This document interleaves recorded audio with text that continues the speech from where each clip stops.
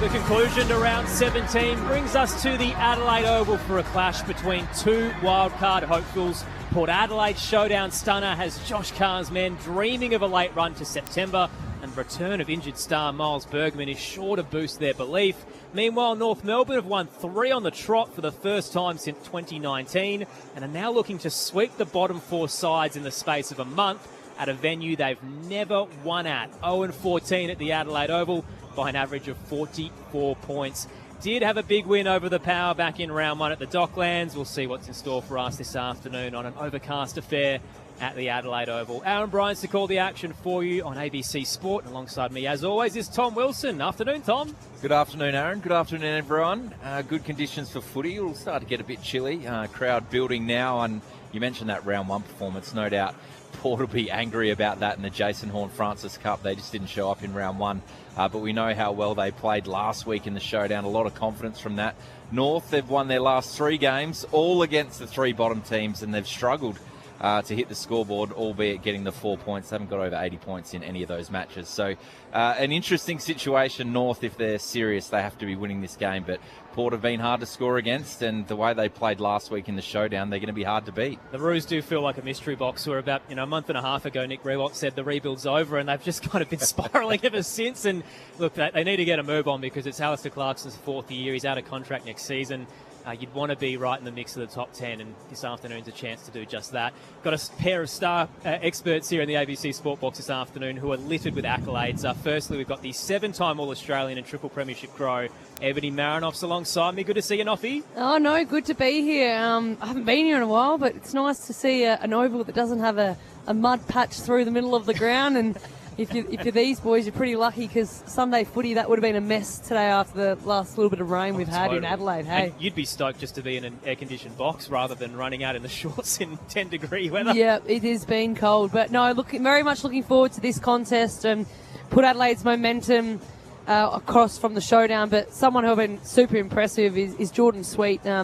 Watching him live and see his competitiveness when he's in at the contest, he seems like a real ruthless competitor, and I really think he can kind of tear this game apart with Terry coming in, so I'm really interested to see that matchup. Should mention no late changes, so yes, Miles Bergman back for the Power, Jacob Ware omitted, and Tristan Sherry does return after his fractured jaw, which only cost him a week in the end back in round 15.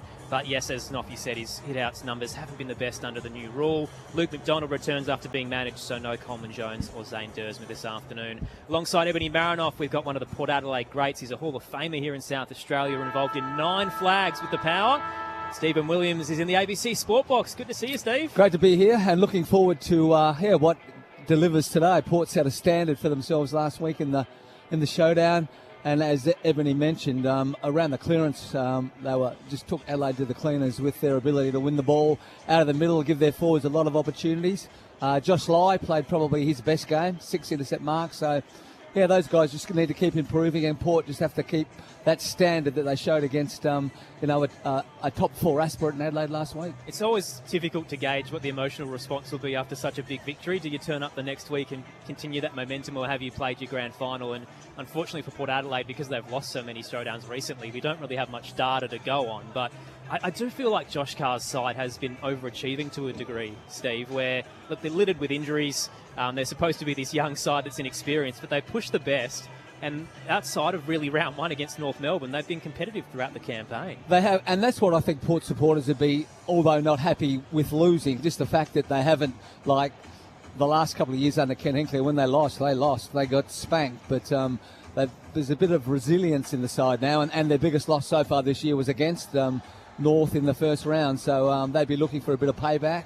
And as Tom mentioned, 0-14, the Kangaroos coming to Adelaide Oval. So I'm sure that North will be looking to get their first win at this ground as well. So, not a high-profile game, but I'm thinking it's going to be a pretty interesting one today. You do always try to live in the moment, Noffy. You don't want to look at, teams that are 20 years old and say, that's going to impact today's side. But 0-14 is a pretty damning stat. Mentally, does that play a role when you go, we've never won here? Like, there's something wrong with this ground. Yeah, it's a hard one. I mean, yeah, you'd have to. Yeah, it was a bloody good question. Like, I just think it depend on the individual. I feel like it depend on inside the 4 walls how they kind of ride that wave. But the touch on Port Adelaide in terms of them being in games, we're all in the media, you listen to presses, but they're messaging across the players. When they're questioned or challenged in terms of the win-loss ratio, I feel like that's not, whenever they speak, that's not their worry. They're not going off the win-loss. And yes, the media is and AFL industry is a win-loss, but you can see and you can hear internally that they actually, like you touched on in, overachieving. I don't know if they think they're overachieving, but inside the four walls, I reckon they're pretty proud of their season. Although they haven't got the wins. The foundation of the game plan they're currently doing, that you can see if they did this with a full-strength side, they could be in contention for finals. It's, they're limited without Connor Rosie and now Miles Bergman coming back in, haven't had Sam Palpepper. So, yeah, I think statistically what they've been able to do, and particularly being a top six side defensively, shows that, this is a team that is really looking bright for the future. Yeah, we were talking a little bit before, Tom and I off air, about Essendon and not really much of an identity. Are they an attacking team? Are they a defending team? Well, at least you can see Port and think, well, they're really hard to score against. Obviously, their forward line has to improve, and a lot of that has got to do with their ability to kick simple goals, which is the most annoying, one of my most annoying things, that guys that get out there and can't kick an easy goal. So you let the whole team down. So let's hope that they can clean up that area a bit today for Port Adelaide people. Absolute mare by the AFL as well. So just the two games today, they're going head-to-head. So if you do want to continue to listen to the horror show over at the Docklands, where St Kilda lead the Bombers by 65, you can jump on the ABC Listen and hit the AFL button, and you can hear the call there. Otherwise, you can stay with us for Port Adelaide and North Melbourne, and we'll see which Roos side is going to turn up, as they've been very good over the past month, but they've all been sides outside the top 10. And as Corbin Middlemass said on the ABC AFL Daily podcast during the week, their fixture has favoured them, the Roos, where they haven't played Hawthorn, Melbourne, the Bulldogs, Collingwood or St Kilda once yet. They've had double-ups already with Essendon and Richmond, so 4 of their 8 wins have been against cellar dweller sides. Coin toss has just occurred in the middle as we get ready to get started here with Port Adelaide and North Melbourne. Braden Ingram's downstairs, the 5th member of our commentary team for Sunday Footy on ABC Sport. What's it like down there, Braden? Yeah, it's certainly a little bit chilly today, Aaron. 12 degrees, it feels like 8, and there is a little bit of a southeasterly, so 11 k's an hour, and it might just favour the Roos in the first term, because in his 150th match, Roos captain Nick Lucky has won the toss and will kick to the northern end of the ground. The benches for the Power, Jackson Mead, Joe Berry, Jace Burgoyne, Miles Bergman and Mitch Zato, while for the Roos, Colby McKercher, Dylan Stevens, Will Dawson, Cooper Harvey and Cam Zerha. The last time these two sides played here was Anzac Day, Anzac weekend last year. Jason Horne-Francis, if you remember, got in an almighty scuffle with his old side and actually turned his back on his old coach, Ken Hinkley, at the huddle. Miles Bergman says he is a more mature player. Let's find out now.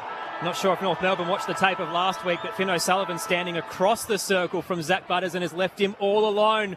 Could punish them. We'll see what happens now. Port Adelaide, North Melbourne on ABC Sport. Here's Tom Wilson.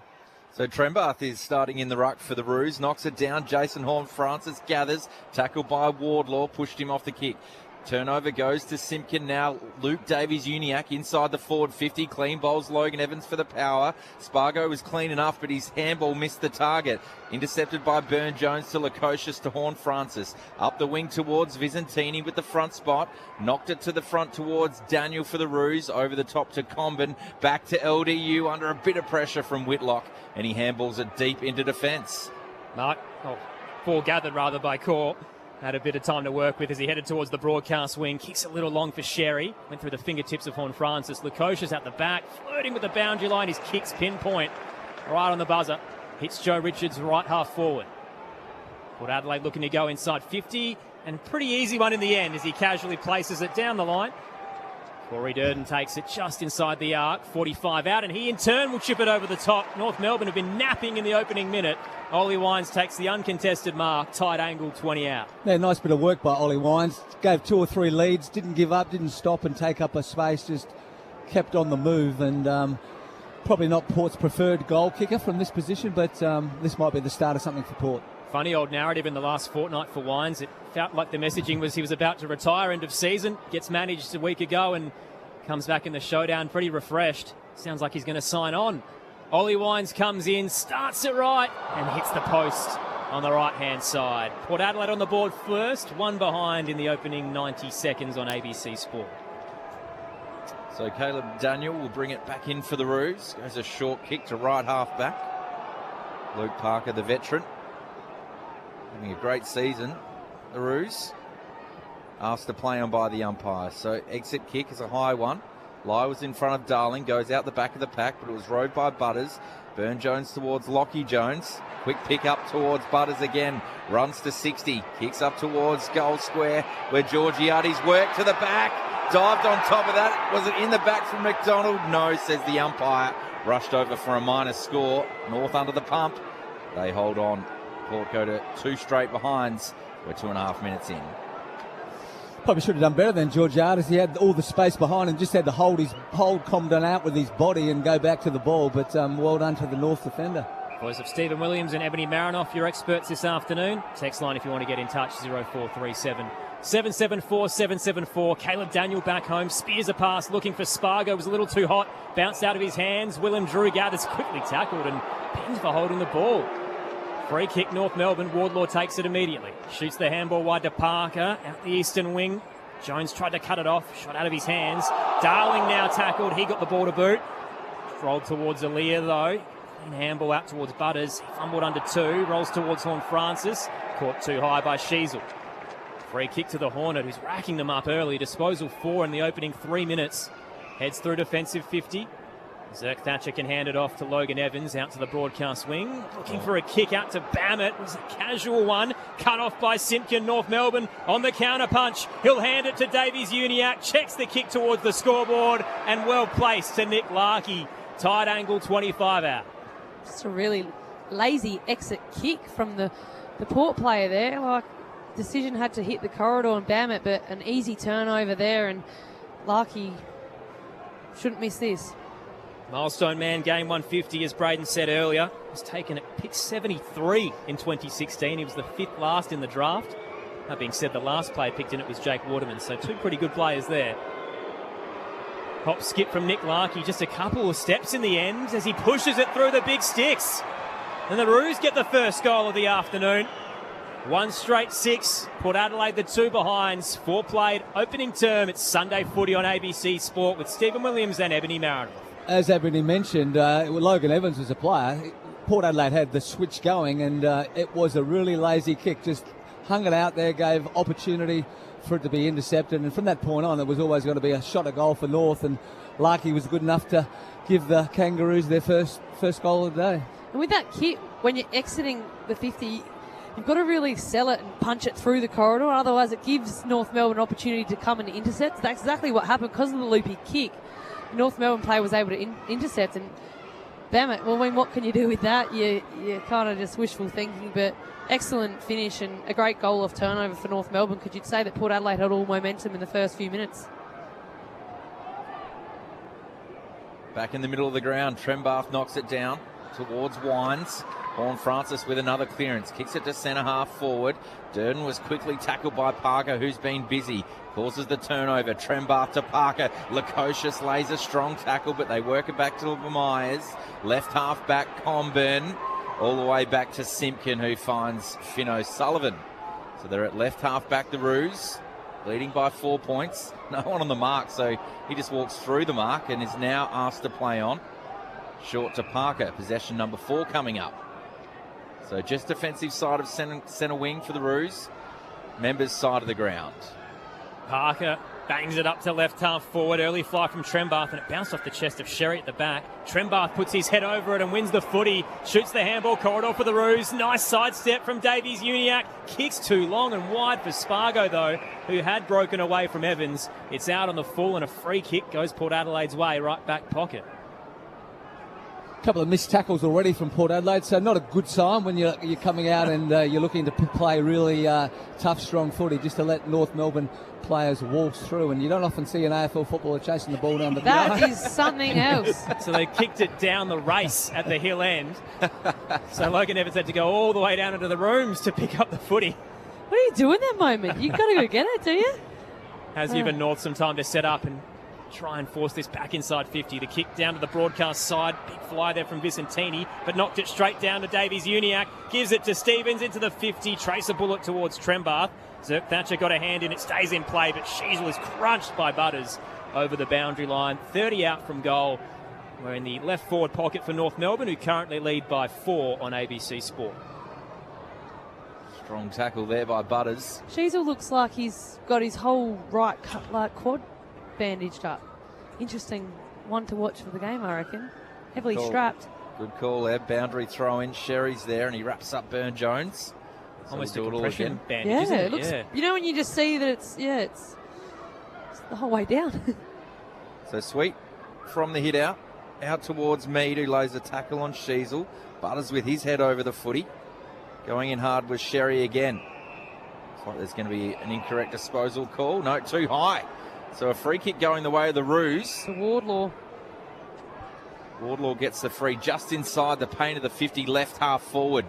Plays on, runs around. He's going to pop this one up to the top of the goal square. Up towards the goal kicker and Larkey. It's fisted through for a minor score. Their first of the afternoon. 1-1-7 the Roos. They lead by 5 points. 8 minutes gone.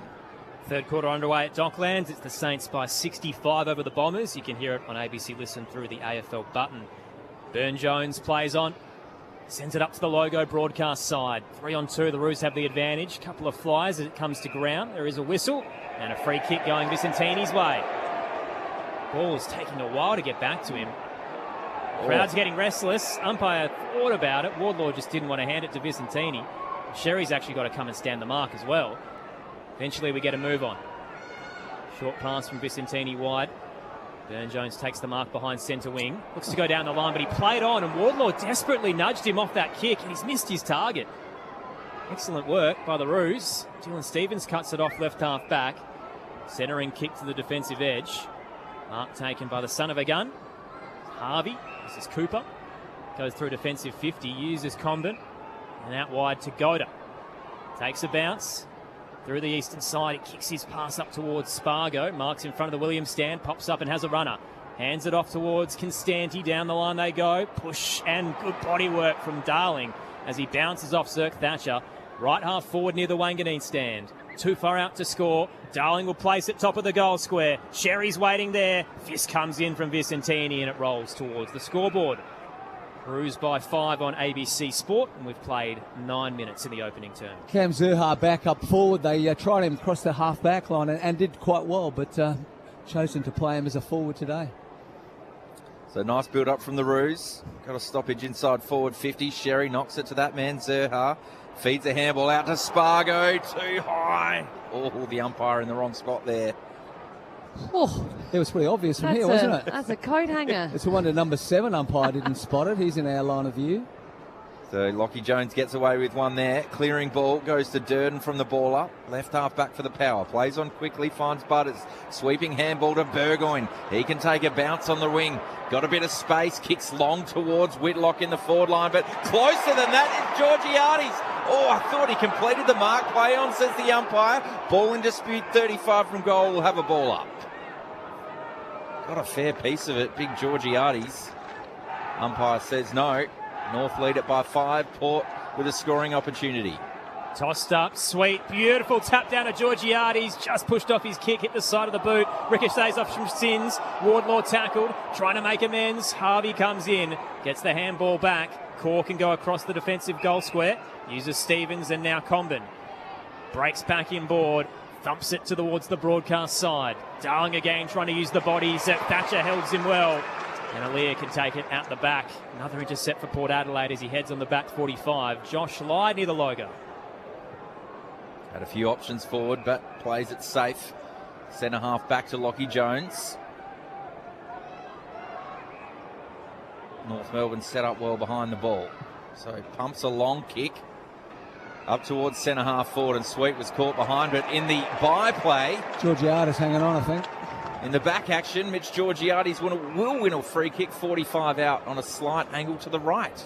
Now, this is a big kick, isn't it? How many of these do you think Mitch Georgiades has missed this year from probably 45 metres out, almost directly in front? If you're a fair income full forward, you kick this goal. It's just been the knock on his game. He's taken the most marks inside 50. He's been a great target. He's elite.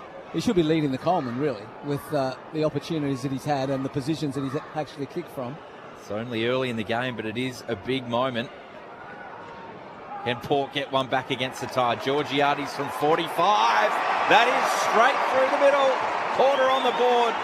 through their star goal kicker, and they take the lead. 1-2-8. North Melbourne 1-1-7. We're 12 gone in the first term for ABC Sport. Just the ability to keep the ball in their forward 50, and that's been what Port Adelaide have done really well this year. They've been able to lock it in when it does go in there, and Georgiadis is always going to ask that question of the umpire because he's on the move all the time, makes defenders really nervous, and you only have to slightly grab these days, and the forward's going to get a free kick.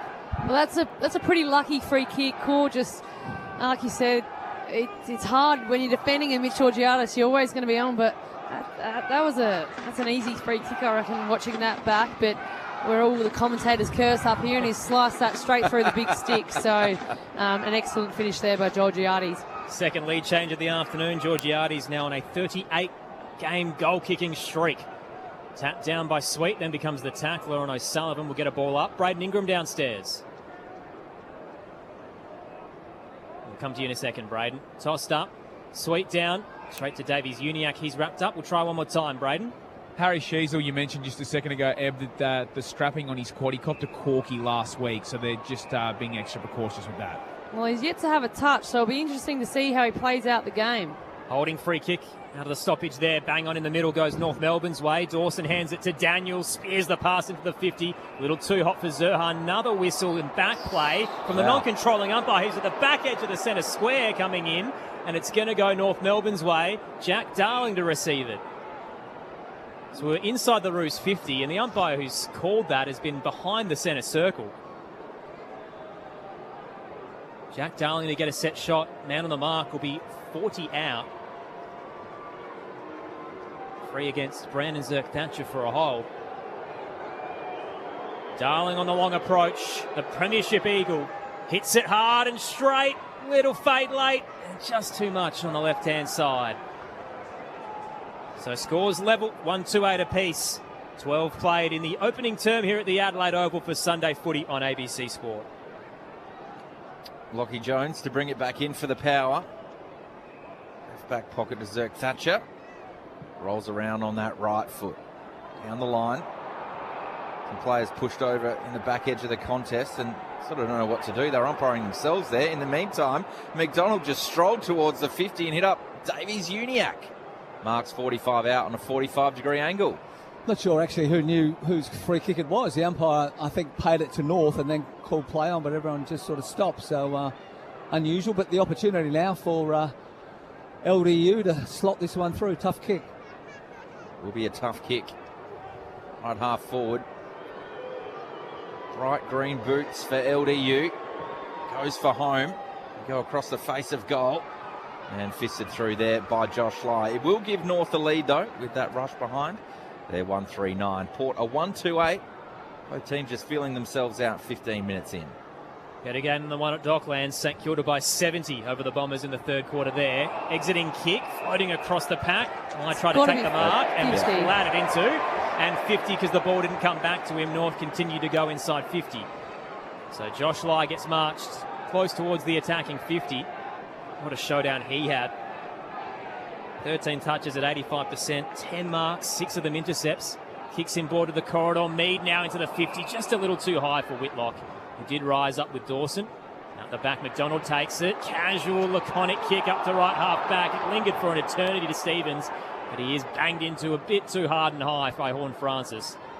Dylan Stevens, who grew up in here in Adelaide, wasn't born here, but Walkerville products. Heads across. Sheasel goes to Convent, now left half back for the Roos.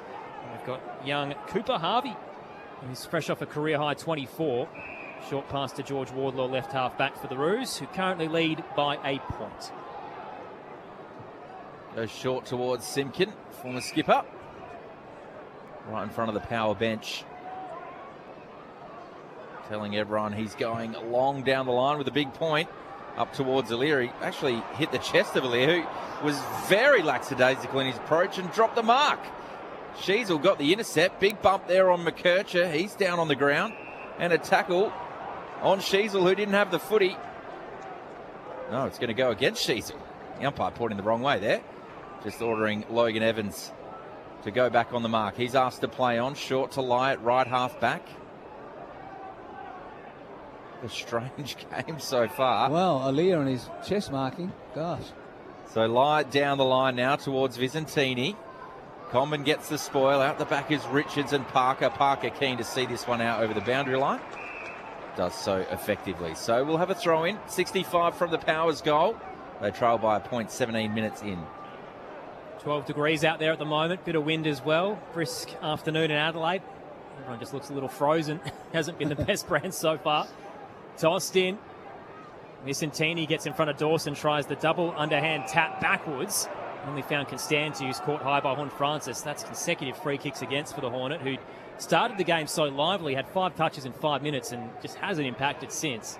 Constanti heads back for the Roos. And through defensive 50, call will go to McKercher. Kicks out towards the Williams stand. Floating in front was Bammett. Couldn't quite control it. Loses his feet as well, and McDonald does well. Hands it off towards Stephen, but he gives it straight away. Burgoyne towards the 50 for the power. Caught behind was Horn Francis. Roos have numbers on the drop. McKercher hands it to Comben, then Harvey. Out towards Goda. Has some time to turn and go. Goda down the line. It's kicked up towards centre wing. Another whistle before the ball even got close to being dropped. Taken out afterwards. Yeah, downfield free kick to North Melbourne. They want to keep the ball moving though. So Davies-Uniacke hands it to the run of Goda, who gave it to Stevens, who was right in a phone box and just walked over near the Odie stand. So we will get a boundary throw in. North by 1. They're at right half forward. Just a bit reckless from Jason Horn-Francis. Like his intent to make the opponent pay, but a little bit silly. A couple of errors there. Boundary throw in. Dawson knocks it down towards Sheasel. Blamires. Davies-Uniacke. Harvey. Back to Blamires. Centre wing.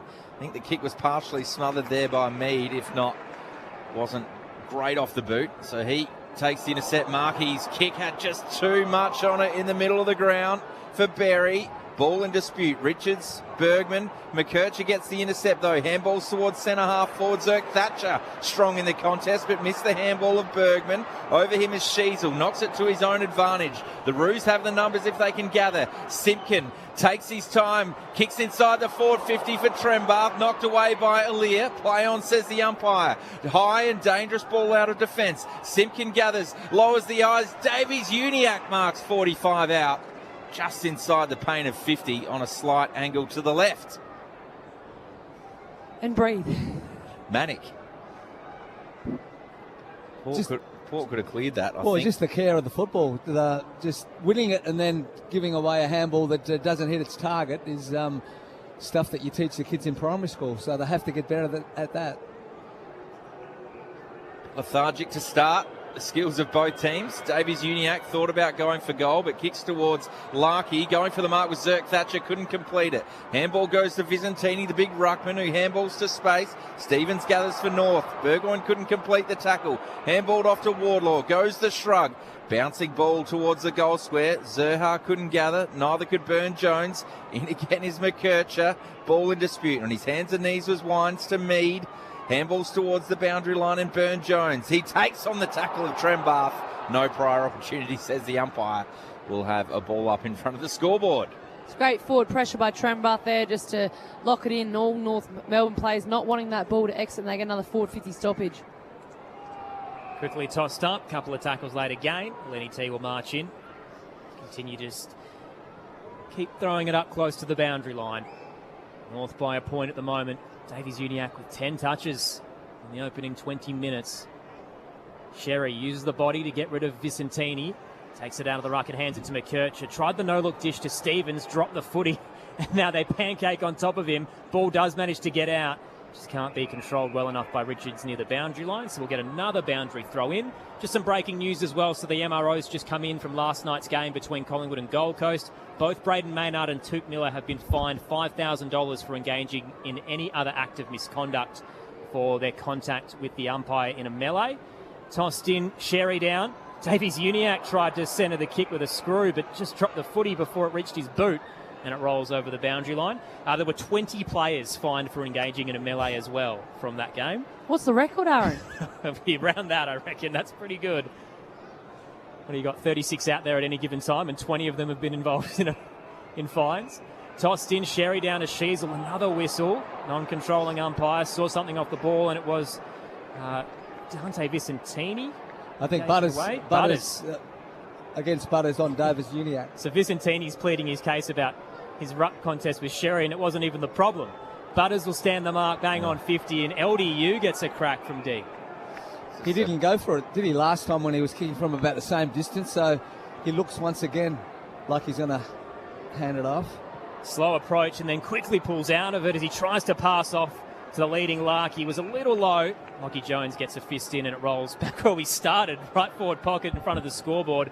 This is the kind of footy that is two sides hoping to play wildcard footy because neither of them feel like they deserve to be right now. Slim first quarter. Haven't even hit double digits for both teams. Byzantini with a knockdown, gathered by Butters, who throws it on the boot in towards the centre square, and Comben, that was a strong mark on the chest. An opportunity for North Melbourne to reset. Goes to Harvey in the centre circle. Completing the switch now to Sheasel on the logo. Out wider to Daniel. Kicks towards left half forward on the chest of Trembar. He's about 70 from home. Take a while to load up. Kicks to the danger zone. Running at that is Larky. Fisted away. Rode by Blamires. Davies, Uniac, Stevens, Blamires. McDonald, Sheasel wrapped up in a tackle by Whitlock. Blamires tackled strong. Great pressure, Zado.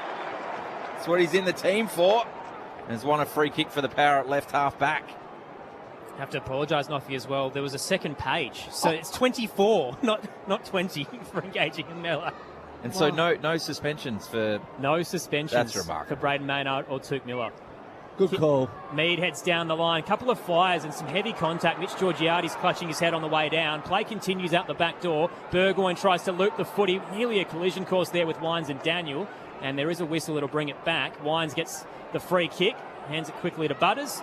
Shoots it towards the corridor. Dangerous kick cut off by Larky. Now on the rebound, North Melbourne. Davies Uniac hands it to Sheasel. Gives it off towards Zerhard, trying to brush the tackle. Mitch Georgiades still in all sorts in back play. They hand it off to Sheasel. Looks to chip it to the goal square. No one's there. Gives it straight to Alia. Mitch Georgiades doesn't look so good. Braden Ingram. Took him a good 20 seconds to get back to his feet. He's now with both the trainers. They're trying to get him off the ground at this stage. He's trying to see if he can stay out there. Going to be one to just see how this plays out in the next few moments. He's trying to wave them off, but isn't really walking straight either. And now on his haunches with the two trainers either side, and they've eventually left him. So Mitch Georgiades will stay out. We'll wait for a replay on how he did land in that marking contest, which is just about to come through now. So Sherry comes in from the side. Georgiades with a little shove and... Yeah, body blow. Yeah, body blow into the head. I think it was more in his kidneys, I think it's more of his, like, it doesn't look like his days. You know when you just get a knee, like, maybe like cracked rib or something, eh, Tom? just a little cracked rib, Noffy. Lear bangs it down the line looking for Whitlock, but he put it down. North Melbourne pounce. McKercher back towards the 50. Good strength by Trembarth against Burne-Jones, but floating back to get in front. Courageous from Richards. Another intercept for Port. They trail by a point. So Burne-Jones goes short to lie. We'll certainly dissect all of those penalties at quarter time. Interested for your take, Steve. I know I heard you say you're happy with that, and I can understand it for sure.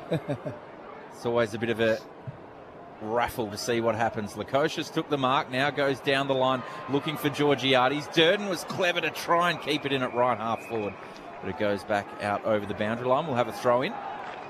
So 21 separate sanctions for melees, 2 matches for Ben Long for rough conduct on Braden Maynard, intentional high impact and body contact. So that's what started it all. That was the one into the ribs, wasn't it? Was it that one? Yeah. Yeah, that's not high contact, is it? The ribs? Wouldn't have thought so. Drew lays a strong tackle inside the forward 50. And the umpire took their time and is paid holding the ball. Well, I'm not sure how much prior opportunity was there. So Sheasel gathers it immediately, and Drew tackles him immediately. Got the chicken wing holding the footy. I think the umpire's had enough as well. It's just such a terrible game. She's decided to let's give someone a shot at goal, see if we can break things open. So Drew kicks towards Horne-Francis in the pocket. Brought it to ground. Under a lot of pressure there, McDonald. That has to be holding the ball. Yes! 2 in a row. Great pressure. It was Gota who gave up the free kick in the end. Took on the 2 tackles of Horne-Francis and Richards. And Richards did the work in the end at the right forward pocket. If this goes to script, this will hit the scoreboard. So Richards is going to run around on his left, taking his time, tries to snap it through, just away to the left-hand side. So that's our first score in 12 minutes of footy, a minor one. Scores a level at 1-3 apiece. Hasn't been the best brand. We've got a one-sided affair at Docklands and a close but ugly one here. Saints by 66 against the Bombers in the third. Clearing kick to left half back by the Roos. Tristan Sherry gets in front. Thought he might have been impeded by Sweet as it bounces off him and over the boundary line. So yes, Ben Long, 2 matches for rough conduct and Braden Maynard, and both Braden and Touk Miller escaped with just a fine. I'll explain why at quarter time. There was a lengthy explanation from the AFL. Toss back in. Bit short of both rucks. Tracked by Jack Lukosius. Can't get there on the bounce in time. Neither can Spargo.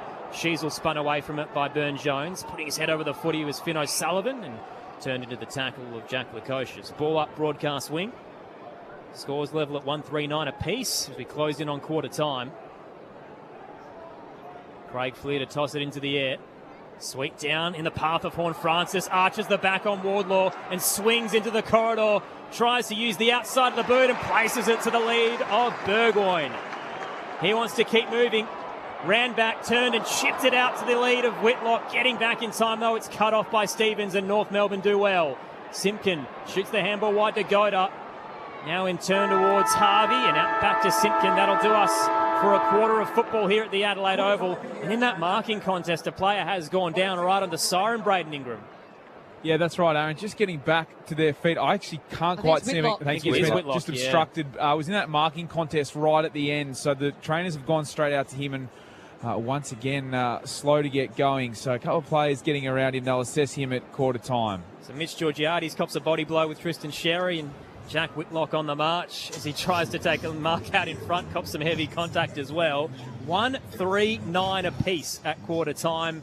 Hasn't been a dazzling display of footy, but at least we've got a nail-biter for now on our hands here at the Adelaide Oval. Overcast, cold conditions, decent crowd in attendance as well. Luke Davies-Uniacke with 14 touches at the first change. Over at Docklands, St Kilda lead Essendon by 65 points. You can hear that call of the third quarter and the rest on ABC Listen through the AFL button. Just repeating as well, so 21 separate sanctions for melee-related offences in the Gold Coast and Collingwood game last night.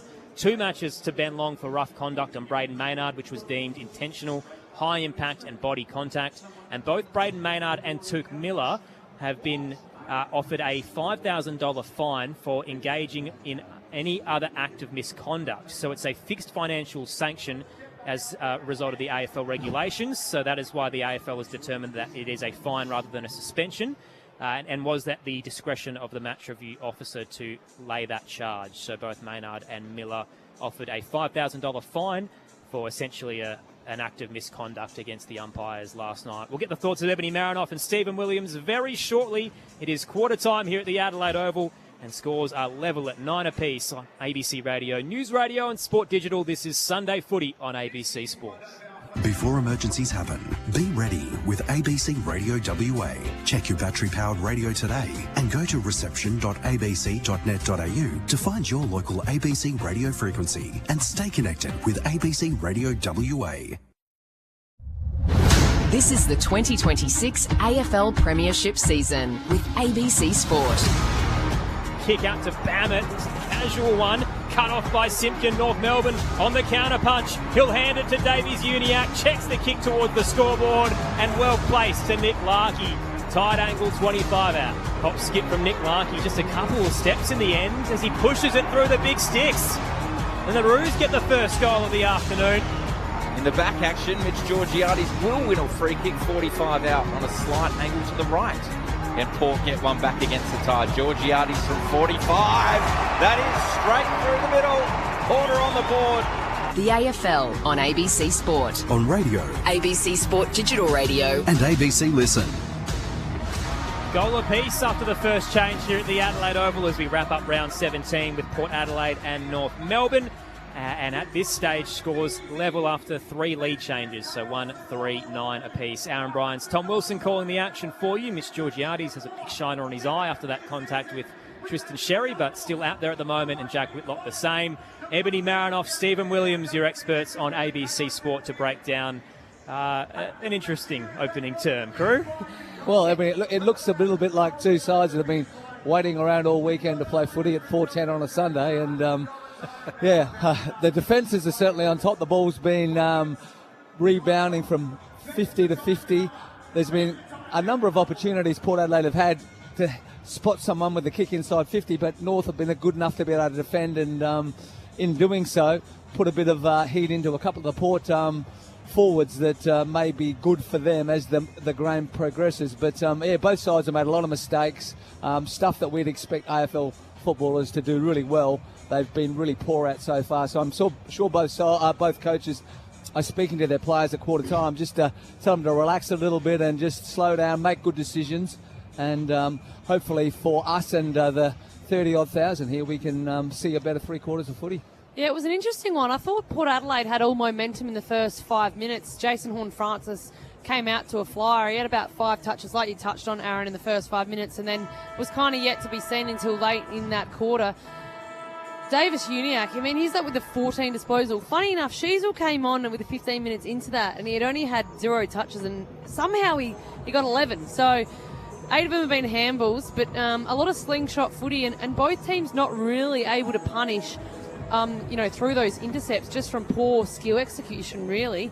I find it funny that Port Adelaide are minus nearly 50 in the disposals, so I mean, that's a pretty big differential in the first quarter. North Melbourne having majority of disposals with 109 in one quarter, so maybe with North Melbourne overusing the ball, you could say, some of those forward handballs not actually hitting a target, but yeah, not a pretty scene. Like I touched on, we're not even double digits, both with the 9 points. So pretty poor performance from both teams. Like, skill execution has not been at the level. Yeah, there has been opportunities where there's been players inside 50 just waiting to have the ball delivered to them, but the players, for one reason or another, just haven't been able to hit their target. So we can see Port Adelaide out ready in position, and Clarko still holding the North Melbourne boys in. So I'm sure he's given them a bit of a rev, and but as I said earlier, both defences certainly on top, and that's probably been the hallmark of Port Adelaide all year. They've been hard to score against, and the North defenders have stood up equally as well in that first quarter. The Roos have dropped out of the top 10 after Carlton's win last night, so have to get the job done this afternoon. Port Adelaide want to stay in the hunt as well, but they're 3 games back. A win would make it 2. Braden Ingram downstairs. Yeah, so as you mentioned, Aaron, both those power plays, Mitch Georgiades and also Jack Whitlock, all good after those collisions. Interestingly, it was almost as if the power bench was, the power coaching staff was waiting to see who was on the bench for the Roos, because Logan Evans waited, they had a look, and then he came on, and Lockie Jones came to the bench. So interested to see, you might be able to see who is on the benches and who that matchup is they're looking to continue. And if you're just joining us as well, 21 melee fines from the Gold Coast Suns and Collingwood game last night. Both Tuke Miller and Braden Maynard have got off with $5,000 fines.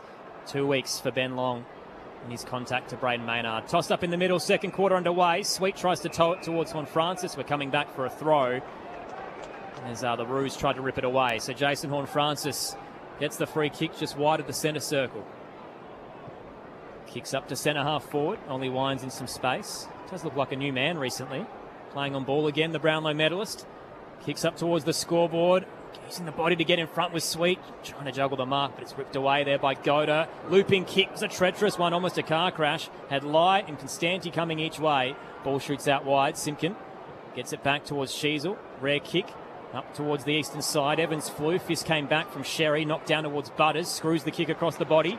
Wines marks. 50 out, right half forward. Wines heads towards the scoreboard, and cutting in front is Aidan Corr. North Melbourne with the intercept. Scores level. 139 apiece on ABC Sport. I like what Wines wanted to do there. He saw something, but North Melbourne just too good to pinch that off. Yeah, the intent was there. Harvey goes the 1-2 with McKercher. Now high ball out of defence. Up towards Larkey. Got 2 hands to it. It was rode by Burn-Jones. Smothered by O'Sullivan. Ball goes to ground. Drew's there and gets a quick kick away when he was slung in the tackle. Caleb Daniel tries to run away from Berry, who legged him. So a free kick to the former Bulldog. Defensive side of centre wing. Straighten things up to Sheasel. Still 30 metres back from centre wing for the Roos. Members side of the ground. Plays on now. The long reaching ball. Port have the numbers. It's going to be a free kick in the back play. A hold on Evans against Zerha. So Zerha about 80 from home. Looking to send the Roos forward. Scores locked away at 9 apiece. In goes the long ball inside the forward 50. Another free kick from the umpire. A lot of whistles. And it's Trembath down on the ground. But the free kick's going to go the way of Larkey. It's going to go 30 metres out directly in front. So it looked like he knocked one in the face. They were both tussling, but I think that, the right arm of Alir seemed to have got Larkey. I mean, an umpire certainly saw something there. They were quite close to it, but another free kick on a set shot. That's a couple today. So Larkey, the only goal kicker for North, had the first of the game. We know he is a dead-eye. He just chipped this one and pulled it left. A pitching wedge from 80 metres out, missed the green. Minor score 1-4-10. Port 1-3-9, a big miss 3 minutes into this second term. Yeah, it was a big miss, Tom. You have to kick those, and he's normally a beautiful kick, Nick Larkey, but he just stabbed at it, didn't he, and pulled it to the left. We've had 20 free kicks in a quarter and 3 minutes of footy. Long exiting kick is good from Bergman. Nice to have him back. Hits Alir in front of the Williams stand eastern side. Tried to dance inboard, then cut back across Simpkin. Kicks through centre wing. Francis tried to take it on the chest, bounced out. Georgiades keeps it in play as he wheels around through the logo, kicks smothered, and then he clatters into Comben and gives away the free kick. It's Larkey, rather. So he has it just behind centre wing. Nick Larkey, short pass on the 45 to Finn O'Sullivan. This is good movement from the Roos. McKercher in the spine, right next to the centre circle, has a runner. Hands it off. Thumping kick from Harvey towards the 50, and only flying for it by himself is Josh Lai. A couple of Roos around him, but Lai again looking right at home. Those 6 intercept marks he had last week in the showdown was a round high. He's actually the youngest player for Port Adelaide to ever do so in the league's history. Very exciting prospect. He looks really secure, doesn't he, under that high ball. You can really rely on him, which is what you want. The short kick to Butters wasn't the required journey. He turns inside, finds Horn Francis at true centre-half back. Not sure what to do with it at the moment, so kicks the left half back and Zerk Thatcher. Roos set up well. Both teams just sort of happy with this format of game at the moment. Not really wanting to take that risk. So Zerk Thatcher up towards the wing and through with a one hand. Clever stuff. Spargo ran through the mark there. Handball's off to Evans. He goes inside the forward 50 looking for Sweet. Whitlock a little closer and Comben too strong. Pushed it out over the boundary line. It's going to be a hold against Whitlock. Too many free kicks. Way too many, isn't there? Put the whistle away. Just a bit too much going on. You're allowed to compete. Nothing in that. You can hear the boos from the umpires. Comben at right half back sends it down the line. Kick's going to be tight with the benches. Fist comes in from Bergman and knocks it over up against Trembath. Saints by 65 at the start of the fourth in Docklands against the Bombers. That's been the margin since half-time, really. There were only 2 goals kicked in the third term, so their game is absolutely dissolved. Bombers aren't really putting up much of a fight. Tossed in, Sherry down, front and square was Horn Francis, too high on the tackle from Davies Uniacke. So the Hornet slow to his feet, forward of centre wing. Eventually pops up, squares his kick up to Lockie Jones. Contract year for the first rounder. Missed a couple of games with concussion and a hamstring. He's had a litany of soft tissues. Heads wide towards Bergman, tries to place the kick into the pocket. Gee, it's good. Hit Richards, 30 from home, tight on the boundary line. This will make him work, but it's a decent set shot to come in front of the hill. Yes, he's shown this year, hasn't he, that he's a pretty good goal kicker. Joe Richards, and spending a fair bit of time through the midfield now, so starting to become a pretty important player for Port. But if anything this game needs at the moment, it needs someone to kick a goal. Bit of class required at the Adelaide Oval. Richards cannot channel it. Not Kick even was straight, close. but right in line with the left hand behind post. It goes over it, so they deem it out on the full. Free kick North Melbourne, and they lead by a point. Still the Roos. Both sides only have a goal early in the second term. If you don't laugh, you'll cry. Parker brings it out of defence. Goes to Spargo at left half back. Takes on the player on the mark. Short kick. Not the required journey, but McKercher, he takes it on the run. Takes a bounce now. Switches the play to Davies Uniacke. Asked to play on by the umpire. Kicks it behind Comben, but it bounces okay for him. Gets it to McKerchev hand. Takes an early bounce. Pressure on here from Port Adelaide. So Comben just kicks a high ball down the line. Looking for Trembar. Fell in the lap of Zerha. He plays on quickly inside the forward 50. That is horrific. Didn't hit a target. Does go out of bounds. So they will get a forward stoppage. But not a lot of thought going into that entry. We'll have a boundary throw in. Messy, but North Melbourne now have an opportunity to score because it's an inside 50 forward stoppage. So you take that if you're North Melbourne. Tossed in, Sherry in front, tries to paddle it centrally. Burne-Jones was waiting for the power, hands it to Sweet. Nice chain with Bergman, then Mead. Out to Wines, across the body. He just jams it out of there. Up to left half back, Durden's caught behind. Fist came in and knocked over the boundary line in the end by Goda. Will be tossed into play right half forward for the Roos. Robin Greensborough not happy on the text line, says it's a complete cop-out from the MRO. That Braden Maynard and Tuke Miller have been offered fines. The so-called crackdown on umpire contact is now shown to be utterly worthless. Tossed in. Sweet with a double tap down to Mead. Screws a ball low through the traffic. Gets it out towards Berry. Had so much momentum. He lost his feet as he barreled into core. Ball shoots out. Whistle before it got to Goda. It shoots Port Adelaide's way and they'll take the advantage. Georgiades spots the overlap. Whitlock alone in the goal square. Takes the mark, back with the flight and walks it in. Got a little bit of pressure late, but Jack Whitlock bangs it into the fence. And Port Adelaide have their second of the afternoon. 2-3-15. They lead North Melbourne 1-4-10. It's our fourth lead change of the contest. 8 minutes into the second term on ABC Sport. We needed that one, didn't we? And it was a free kick that Port Adelaide were awarded, but then when they won possession, the umpire let the play go on, and Whitlock was good enough to get behind his man, Comben, who's probably owned Whitlock so far this game, but that'll give the young man some confidence, a goal from the goal line, and hopefully it opens the game up a little bit for everyone. What was the free kick from? I just watched the replay and you could say, no? Yeah. Butters came flying through the contest and then they called advantage, and Whitlock kind of got a push into the goal, so I thought the umpire was running back to him to give him another free kick. They're saying Harvey on Berry, which was, I guess, after he bounced into the contest with all that momentum. So another whistle. Another whistle from the ruck contest going against Sherry, who can't believe it. What's the world record for free kicks in a game? Yeah, we've got to get on that. Because we're on it. Or whistle blows.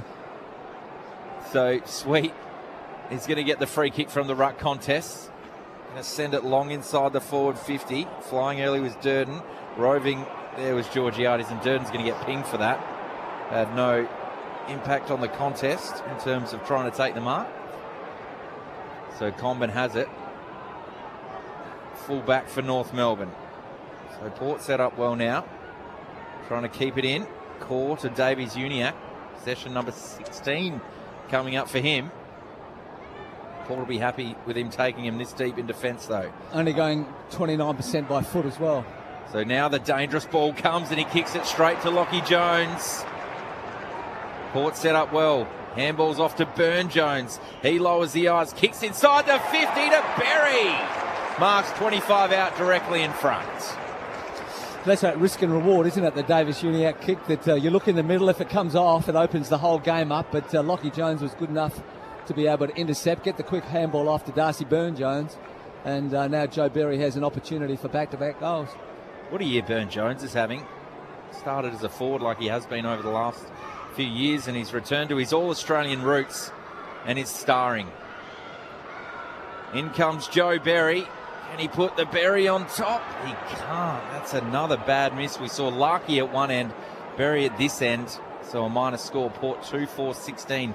North Melbourne 1-4-10-11 gone second term. Just another one of those absolute gimme goals that all of us up here in the commentary box would have been able to kick, and Joe Berry can't perform the skill. Has hurt them all year. The Roos go to the broadcast side.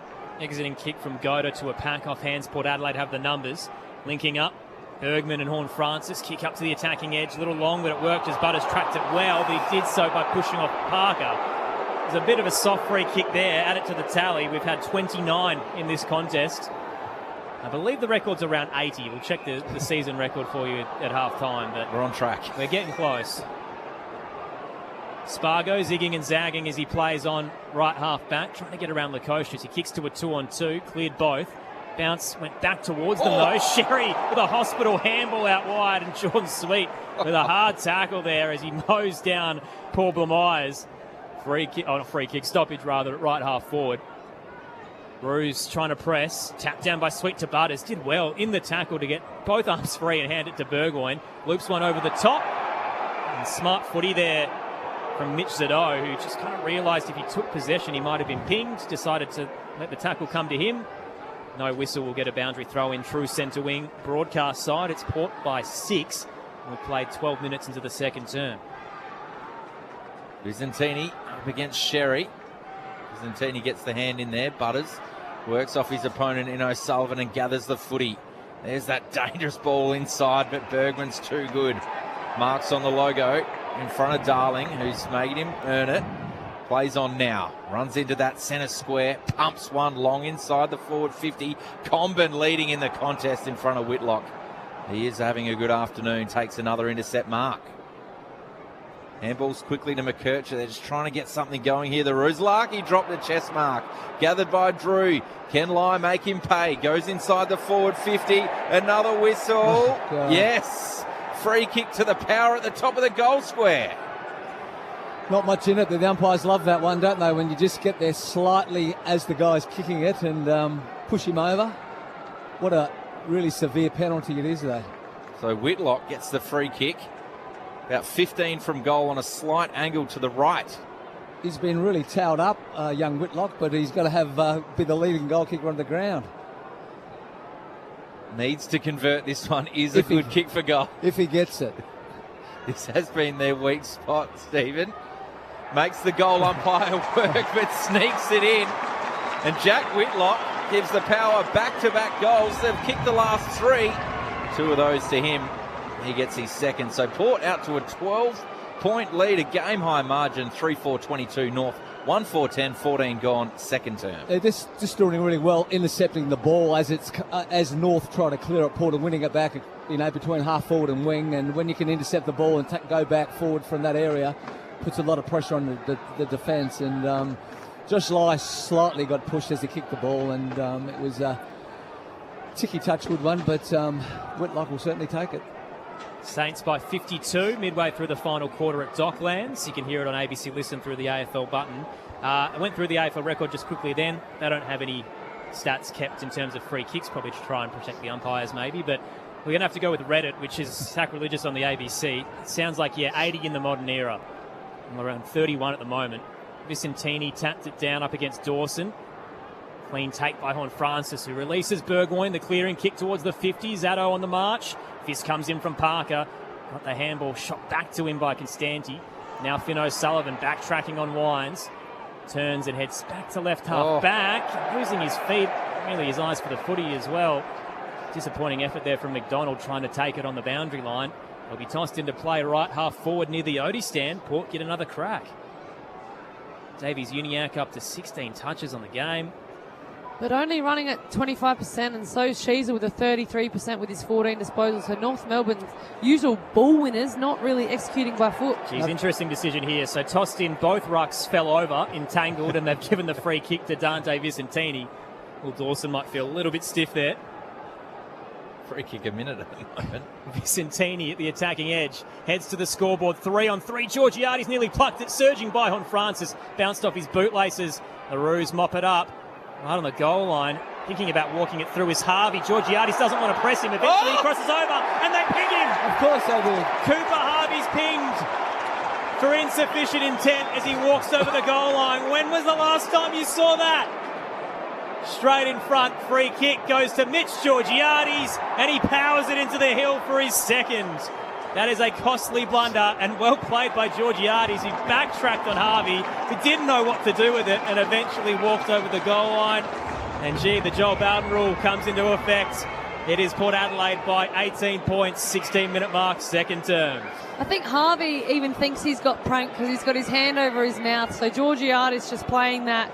That's just smart footy. I mean, we've seen the more senior players kind of pick their moments when to do that, but Georgiades, perfect pressure from Port Adelaide and able to really counteract with another goal. So now 28 points. So we're in the double digits well and truly for Port Adelaide. So much better quarter here for scoring power. And there's no intent there. That's the thing. So it's complete insufficient intent. Yeah, it is. Even if you say that you've got pressure on, everyone can see what he was trying to do. That was the one that Clarko brought in at Hawthorn that actually brought the rule in, that players were just stepping over the line. So a fair decision. Back in the middle of the ground, Trembath knocks it down. Butters goes in hard on Sheasel. Good body pressure here from Port. Wardlaw gathers. It's a sweeping handball back to Harvey. Back to Parker under pressure, but was clean to Comben.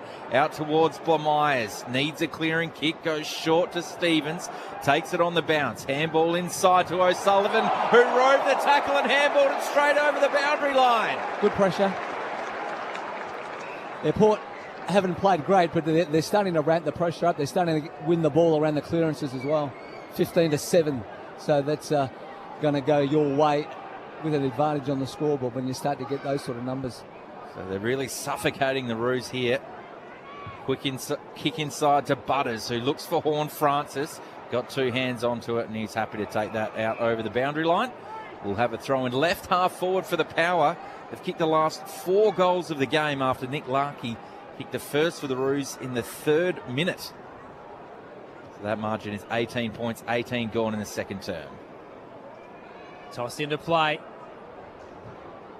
Front position, Will Dawson fisted it straight to Horn Francis, caught high. He really milked it on Wardlaw. I reckon he's won at least 4 over the shoulder free kicks. So slowly went back on his mark and out of the corner of his eye spotted Ollie Wines in a paddock and just threw it on the boot across the body. Horn Francis screws the kick into the 50 and Ollie Wines takes it on the slight angle to the left. Just about to take Ollie's best, I think, from here too. He'll be kicking probably from almost 50. So if I was a Port player, I'd try to get loose. Jack Lukosius is that player. Clearance count 10-1 Port's way in this second quarter. Inside 50s 10-3. Ollie Wines races to the paint of 50, gets right under this kick all the way towards the heel and it just misses to the left. Port by 19 points, 4-5-29, plays 1-4-10, approaching time on in the second quarter on ABC Sport. Bring the ball out through Sheasel, who's asked to play on at right half back. A high ball on his left, up towards Wardlaw. Fisted down by Lukosius, who gathers again. Kicks on the outside of the boot towards Georgiades. A tough ball to gather. Sheasel does well. Flicks it back. Quick kick out of defence again by Parker. Rinse and repeat. Fisted down by Logan Evans. Waiting at the back was Alir for Port. A good handball inside towards Durden, who kicks inside the forward 50, but just misses the target. Intercepted by Luke Parker. Wants to play on quickly, trying to get the Roos going. Over the top to Constanti. Kicks to Trembath on the wing. Out of sight of the ground. They need to just keep moving it quick. This is what's happening there. Just taking too much time. Porter getting set in defence, and once again they're going back. Back inside D50 to Core.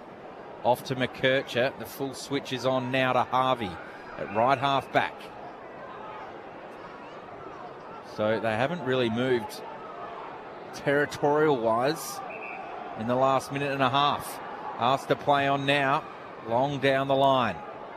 Flying at it is Larkey. Got two hands to it. Burne-Jones roved it at the back. His handball missed the target of Richards, who fumbled. Dived on top of the ball. 2 Roos on top of him. Umpire says no prior opportunity. So we'll have a ball up on the logo. Members side of the ground. North Melbourne just the one behind this quarter. Port have kicked the 3 goals. They lead by 19 points. Saints by 64 at Docklands over the Bombers as they close towards the finish line there. Out of the stoppage, the tap down. Davies Uniacke tucks it under one arm. Burst towards right half forward. Kick to the top of the goal square. Couple of flyers. This came in from Zerk Thatcher and it rolls through for a minus score on the right. So it will be Port Adelaide by 18 points at the 20-minute mark of the second term. Free kick count at the moment is a combined 34. 18-16 Port Adelaide's way. Lockie Jones to bring it back in for the Power. Kicks long, 45 kick over the top of Whitlock. Sherry at the back. It actually landed in his lap. Juggled it and took the mark. He's got the footy on the logo. Asked to play on now. So big ruckman back in the side. Will send it back in. in the marking contest. Lai was actually spoiled by his own teammate in Lukosius. Dangerous kick out of defence, straight down the middle, couldn't get through to Zato. McDonald was there for the ruse. Goes to Goto, who kicks a flat ball inside the forward 50. They can't get out of each other's way. Zerha and Sheasel spoiled each other. Goto with a dangerous handball back towards Wardlaw, who ripped Whitlock's head off. Almost like a professional free kick you'll see in a World Cup. So Whitlock has it. Left half back for the Power. Kicks across to Josh Lai. Singaporean. Gee, bit casual as he tried to chip his kick over the top to Evans. Blameyer's got in front. Knocked it down towards Sheasel, who gives it to Wardlaw. Across the body, hooks the kick well. Wasn't 15 though to Zerha. He ran straight into trouble and he flings away Joe Richards while still holding onto the footy. He's an absolute bulldozer. We'll get a ball up though, right on the paint of 50. Quick reset. Sweet pushed out a bit by Sherry. Kicks right underneath the footy. It'll drop 30 out. Aaliyah tried to take it. Bobbled out. Burne-Jones comes with the assist. Gives it to Lockie Jones. And back to DBJ. Burne-Jones out to right half. Back to Evans. He's put down. This is Bammett put down a chest mark. Burgoyne now has to come with the assist. Neither side is really showcasing much polish. Kick down the line is a turnover. Bounces to Parker. Eastern centre wing. Caleb Daniel tries the central kick and gives it straight to Bammett. Cue the Benny Hill music. Port Adelaide now going to get a crack. Ollie Wines in the centre square. Spots Berry racing forward. He waited for it to drop. Lemires gets a hand in. Knocked down towards Burgoyne though. Butters for the Power. Tried to arc around and is collared for his troubles. As he looked to break all the way around Comben, just the stray arm caught him high. Free kick to Zach Butters. He does get up okay. Kicks into the 50 and it's too long for Bammett. Intercept mark taken by Harvey and 50 there as well for copying a straight fist to the face. This is diabolical, Tom Wilson. So many opportunities going inside 50 and trying to bring it out and a few targets miss. Oh, this will be 50. What was he doing then? So Burne-Jones was really keen to stop Josh Simpkin from playing on and he's pulled him down to the ground after taking the mark. So essentially it's a double 50 here because we had one on Harvey deep in North Melbourne's defence. Does that count as two towards the overall stat? 2 free kicks? I'm not sure what Darcy Burne-Jones was doing. Well, he actually left his man. Like, he had to really go. So Semi looked like a professional free at the start, but then he's also given the 50 away because he came off his man to impact that contest. Well, as soon as the ball had been marked, you know the rules. There, yeah. So Simpkin, 30 metres out, directly in front. The Roos need this, and he gives it to them. So Simpkin delivers a goal for the Roos, their first since the 3-minute mark of the first term. They're 2-5-17, bringing the margin back to 12 points. Port 4-5-29, 25 gone in this second term for ABC Sport. Yeah, just poor play. Darcy Burne-Jones has done some good stuff, but he's made some really critical errors as well, and that for an experienced player, not to think the umpire's going to pay 50 metres when a guy takes an uncontested mark, you grab him and then take him to the ground. Just unforgivable, really. 50 every day of the week. The intent to kind of press was there, but the execution after that has cost them a goal. When goals are hard to come by, Aaron. Very much so. You'd be a bit frustrated, Josh Carr, given how low scoring this affair is. Ebony Marinoff, Stephen Williams on ABC Sport. It's Port by 12 as we get close to half time. We've had 6 goals in the game. Sweet up against Trembath, paddles it down for the Power. Heads backwards to Richards. He tried to give it to Butters. Bang! Sherry coming off the half-back line has hit straight into Zach Butters, who does clutch his face as he hits the turf and then, like a switch, just turns it straight back on, grabs the footy, pops up and goes. Zach Butters, with his 7th of the term, runs all the way to the Bashir stand on the eastern side and then kicks out towards Mitch Georgiades. Takes the mark. 2 North defenders committed so he can turn and go. Gives it to Burne-Jones. Short pass, Joe Berry. 45 out, wants to keep moving it. Top of the goal square, 4-on-4, sweet! Excellent mark at the top of the goal square. Big mitts in the air, clunks it with ease. Set shot straight in front to come. It's amazing what can happen when you move the ball quickly. Get the ball in there, one-on-one. Big ruckman drifting down, always going to be a mark. No stranger to a set shot, 7 goals, 10 this year, Jordan Sweet. This is a pretty good one. Straight line angle, top of the goal square. Jordan Sweet, couple of steps, heaves it into the hill. Port get one back. They've kicked 5 of the last 6. They're up by 18 points. The minute to go before half-time. 5-5-35 plays 2-5-17.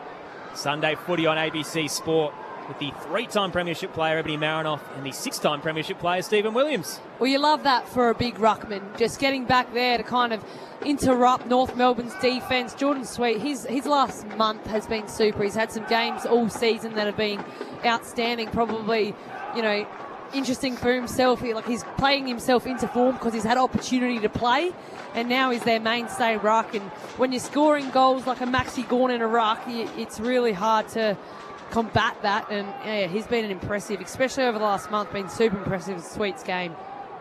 Clearances this quarter 11-3 as well, so it's been pretty obvious Port are starting to get their hands on the ball around the stoppages.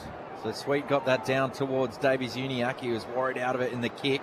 Burgoyne got it, handballs to Butters, who takes a bounce, kick inside the forward 50, and just wasn't in sync there with Georgiades because Core had his face to the footy and takes the intercept mark at left half back for North. It was a poor kick. It was good pressure by Larkin to chase Butters and just put a hand on him as he was kicking. Kick out of the defence, gathered by Sheasel. Stevens tries to knock it away, but Richards roved it. Back to Burne-Jones, out wider to Evans, again by hand to Burgoyne. He now goes long inside the forward 50, left forward pocket. Georgiades with the fly. Flew over the top of Core and almost landed and took it on his chest. We know he can fly. And he was almost back on the ground when he marked it. He was. He just used his body nicely to push Core underneath the ball and then took a good strong chest mark. So we've spoken a lot about his goal kicking. These are tough, these ones, right next to the scoreboard. From about 35 metres out, and he'll walk in right next to the fence and the boundary line. In comes Georgiades in the dying seconds of the first half. Goes the drop punt option. Can't quite sneak it in as the siren sounds. So a minor score to Georgiades. Port go to 5-6-36, North Melbourne 2-5-17. Certainly hasn't had many highlights, but Josh Carr will be happy at half-time with a 19-point lead. Goal scorers at the major break for Port Adelaide, 2 to Whitlock and Georgiades, 1 to Jordan Sweet. And the 2 individuals for the Roos are Nick Larkey and Jai Simpkin. Free kick count at the half-time break is tallied a total of 37 so far. 21 to Port, 16 to North Melbourne. So you could argue it has been a little bit over-officiated. Over at the Docklands, St Kilda by 67 over the Bombers, closing in on the full-time siren there. So we'll give you a wrap of that very shortly after the news as well. And you can get in touch with us on the text line, 0437 774 774. Ebony Marinoff, Stephen Williams, your experts on ABC Sport as it just gets colder and darker here at the Adelaide Oval. Gee, that was an interesting half of footy, Steve. Well, it was, wasn't it? It wasn't one for the highlight reel, but Port Adelaide be satisfied they were able to get a little bit of ascendancy, and that come off the back of clearance. Jordan Sweet getting his hand on the ball in the middle, and the Port mids getting their hands 12-3 in that quarter. Clearances in favour of Port Adelaide, and that was able to have the ball played mainly in the Port Adelaide area in that second quarter. Mitch Georgiades looks dangerous up there. Jordan Sweet, we saw him kick a goal just by working really hard and pushing down and stretching the North Melbourne players. And although Dante Vicentini hasn't done too much I just think the combination of both of them works better for Port. Jordan Sweet plays better when Dante gives him a little bit of a chop out on the ball. So Vicentini needs to start to do a bit more, needs to start to mark the ball and get his hand on a little bit more. But I just think the combination of both of them gives Port a little bit of an advantage.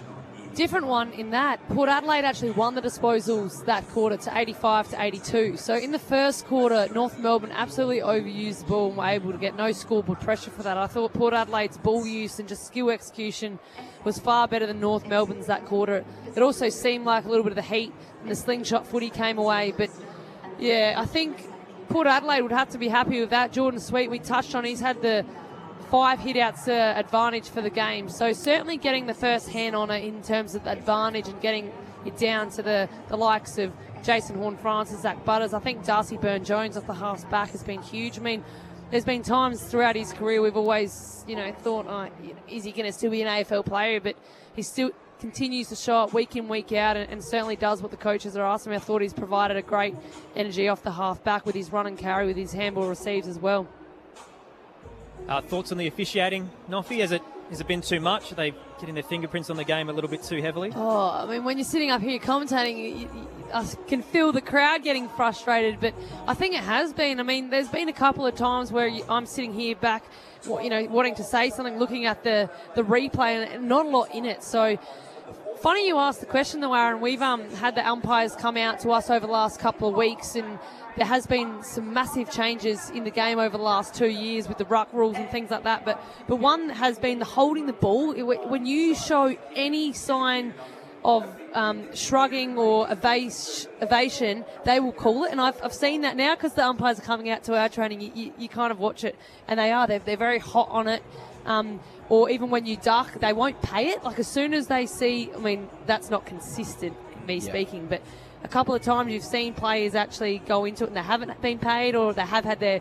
So it's an interesting time. I mean, I feel like we're continuing talking about the umpires. It is such a hard game to umpire. I mean, you don't like to critique so much, but in this game I've been thinking maybe put that whistle away a little bit. I'll be interesting to see what happens in the second half, because quite often when you see one side dominate the free kick count in the first half, quite often by the end of the game it's almost even Steven. So it's going to be interesting to see whether somebody says at halftime, look, you guys, you've given 37 free kicks away in this first half.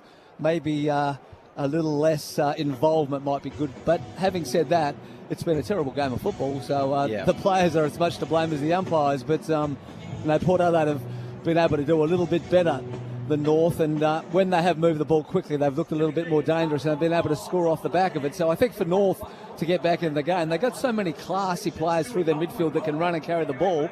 That's what they should be doing, The game is designed now and set up. If you can mark the ball and then release it to that guy running past because the guy on the mark can't stop him, that's what North have to get in their side. And I'm sure we'll see that in the second half, particularly with the quality of players they have through the midfield. Steve, there was a little incident in the first quarter as well where Mitch Georgiades got clattered into in the side by Tristan Sherry, and the replays have shown he did cop a little knock to the head and looked a little bit off as he came to his feet. The two trainers came alongside him. He kind of pushed them off, didn't come off the ground. You've seen the replay now where it's essentially, I guess, the bottom of the elbow of Sherry that hits him in the back of the head.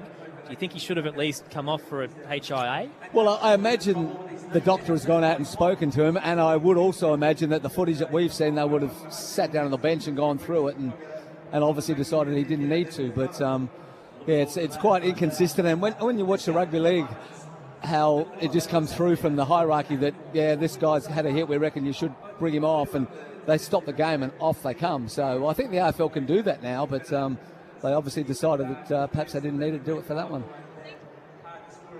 I think there has to be an actual days. I mean, we've only seen a replay of a couple of seconds, but I think when the umpire or umpires on the bench or the doctors look at it, it's like a second of days or things like that. So sometimes a knock, I mean, we've seen Zach Butters, he absolutely caught the brutal hit, bounces back up. So I think there's actually something in that of the daziness and the concussion of I'm no doctor, but I think there is, because you would think if that hit and the doctors are sitting on the bench, there's another umpire sitting there, that would be cool if there was a worry. Yeah. We've seen that throughout the year. They've actually pulled players, 5 minutes later. There's because spotters, yeah.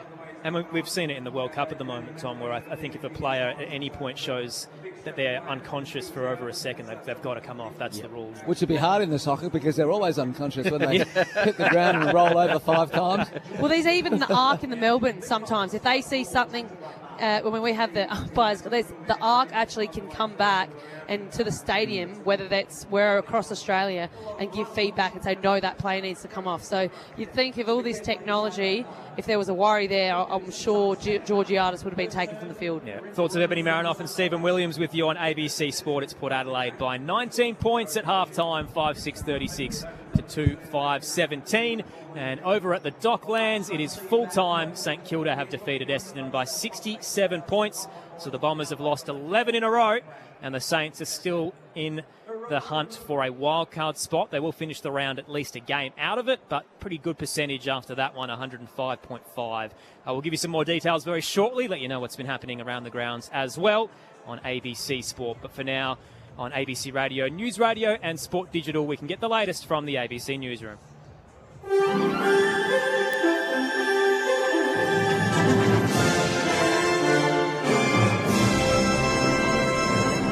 Hello, this is ABC News with David Rowlands.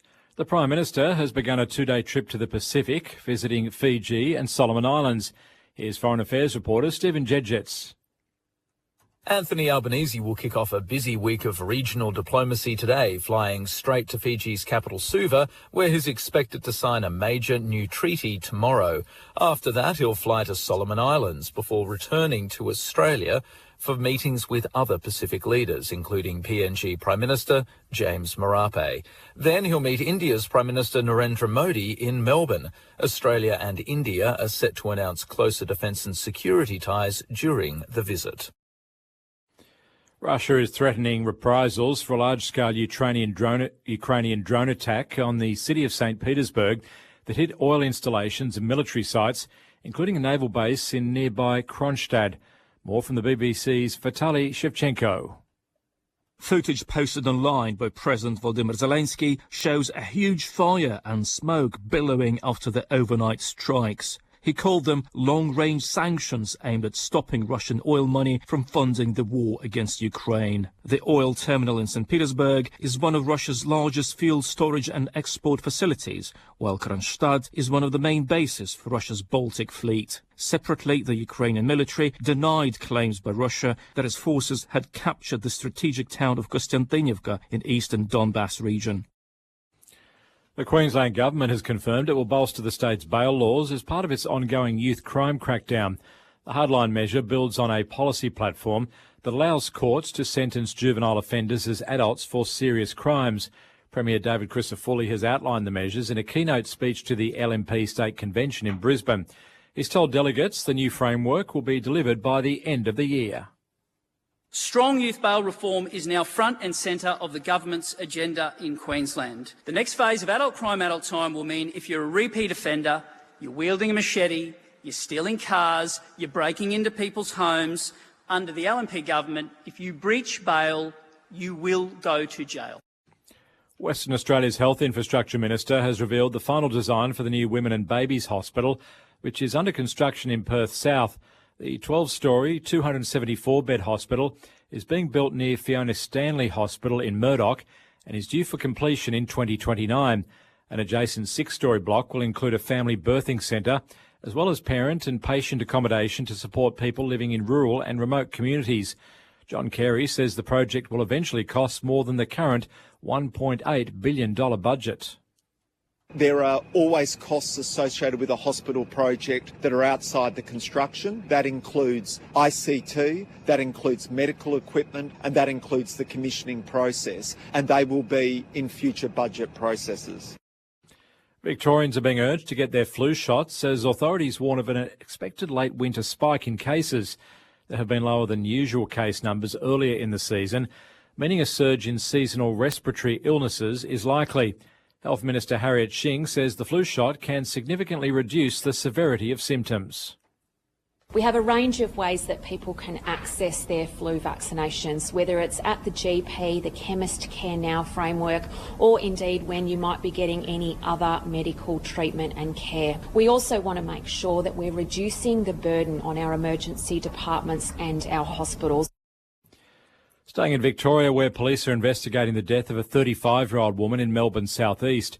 Emergency services were called to a Pakenham home this morning, following reports a woman had been found unresponsive and could not be revived. Police say a man who was home at the time has been taken to hospital and is assisting detectives. The circumstances surrounding the woman's death are still being investigated. In sport, Adelaide Thunderbirds player Taylor Williams says taking out the team's third Super Netball premiership still feels as sweet as ever.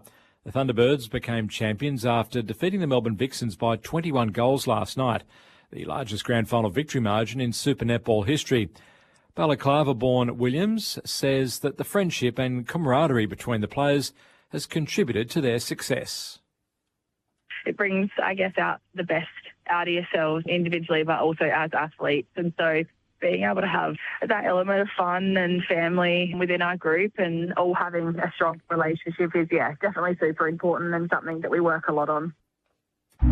Gardner for the slog sweep into the leg side, and that's that. Australia, they're into the final. World Cup final at Lords. Can't really ask for much more. The ICC Women's T20 World Cup Final. Australia versus England. World Cup finals are the games that you play for. Can Australia find their best against the best and claim their 7th T20 crown? Perry goes big this time, clears the rope. That's 6. Join ABC Sport for ball-by-ball coverage tonight on ABC Local Radio, Sport Digital and ABC Listen. This is the 2026 AFL Premiership season with ABC Sport. Gets it out towards Berry. Had so much momentum. He lost his feet as he barreled into Core. Ball shoots out. Whistle before it got to Goda. It shoots Port Adelaide's way and they'll take the advantage. Georgiades spots the overlap. Whitlock alone in goal square. Takes the mark, back at the flight and walks it in. Got a little bit of pressure late, but Jack Whitlock bangs it into the fence. And Port Adelaide have their second of the afternoon. Can Lai make him pay? Goes inside the forward 50. Another whistle. Yes. Free kick to the power at the top of the goal square. So Whitlock gets the free kick. Makes the goal umpire work, but sneaks it in. And Jack Whitlock gives the power back-to-back goals. They've kicked the last 3. Out on the goal line, thinking about walking it through his Harvey. Georgiades doesn't want to press him. Eventually he crosses over and they ping him. Of course they will. Cooper Harvey's pinged for insufficient intent as he walks over the goal line. When was the last time you saw that? Straight in front, free kick goes to Mitch Georgiades and he powers it into the hill for his second. This will be 50. What was he doing then? So Burn Jones was really keen to stop Josh Simpkin from playing on. So Simpkin, 30 metres out, directly in front. The Roos need this, and he gives it to them. So Simpkin delivers a goal for the Roos, their first since the 3-minute mark of the first term. 45 out, wants to keep moving it. Top of the goal square, 4-on-4, sweet! Excellent mark at the top of the goal square. Big mitts in the air, clunks it with ease. Straight line angle, top of the goal square. Jordan Sweets, couple of steps, heaves it into the hill. The AFL on ABC Sport. On radio, ABC Sport Digital Radio. and ABC Listen. Hasn't been the best brand of football, but certainly a game. Port Adelaide by 19 points, 5-6-36 over North Melbourne, 2-5-17 as the Roos look to snap their Adelaide Oval hoodoo. They're 0-14 at this ground by an average of 44 points. Haven't really looked their best so far this afternoon as we turn towards the evening. The sun is certainly set in the festival state. Lights are on as well. Brisk affair. And the Roos have kind of brought Port Adelaide down to their level. It hasn't been the brand we saw in the showdown win last week. The Power have been a little bit ineffective in terms of their ball movement, but certainly have been a little better in the second quarter, and particularly at stoppage, leading clearances by 9 and the inside 50 count by 4. At the moment, Luke Davies-Uniacke with 18 touches, the same as Harry Sheasel. Best for Port Adelaide, Burn Jones with 16, and Horn Francis and Butters with 14 apiece as well. Aaron Bryans and Tom Wilson calling the action for you for Sunday footy on ABC Sport, alongside Premiership stars Ebony Marinoff and Stephen Williams. There's been 37 free kicks in the first half. The AFL average at the moment is 38. So it's been a pretty over-officiated affair. Did have a text in on 0437 774 774 from Ray in the Riverland saying, I listen to every radio game I can. Why are you saying the whistle is being used too much? Surely if the umpires see the need for a dispute in the game, they have to make that change. The umpires cop the flack normally, and now you're indicating they are in the wrong. I totally agree to that extent, Ray. If they see a free kick, they've got to pay it. There've been a couple that probably have been, some would say, quote-unquote soft. But, I mean, if you see an arm over the shoulder, you ping an arm over the shoulder. So 37 in the first half. It's certainly impacted the flow of the game, and it's probably highlighted by both these sides are fighting to be in a wild card position rather than top 6 or top 4. But Port Adelaide by 19. And speaking of games that were a little bit lacklustre, over at the Docklands. St Kilda defeating Essendon by 67 points in the end. Nasai Wanganeen Miller are best on ground. He was the only Saint walking in who had over 40 touches and 900 metres gained and a goal, which he actually did last time against the Bombers, and he's done it again today. So he had 46. He had 900 metres gained and, kicked a goal in the end as well. So the Saints had 10 unanswered goals in the first half, and as a result, win by 67 points. Brad Hill with a career-high 42. Max Hall as well had 33 touches, and there were no injuries to come out of that game. In the NRL today, we saw the Knights defeat the Dolphins 13-12, and the Eels had a win over the Seagulls 23-14. And the World Cup this morning, we started the round of 16. Morocco defeated Canada 3-0. France knocked off Paraguay 1-0, so they'll play each other in the quarterfinals on Friday.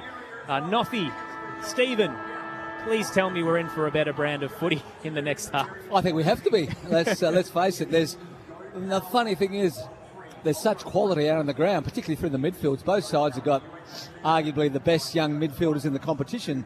North been down a long time and been able to pick some quality players. So you'd like to think that, as I mentioned a little earlier, North start to take the game on a little bit rather than that static, slow, chip, get the ball into the hands of guys that can use it and run and carry and get that overlap going and put Port under some pressure coming into the defensive half for Port.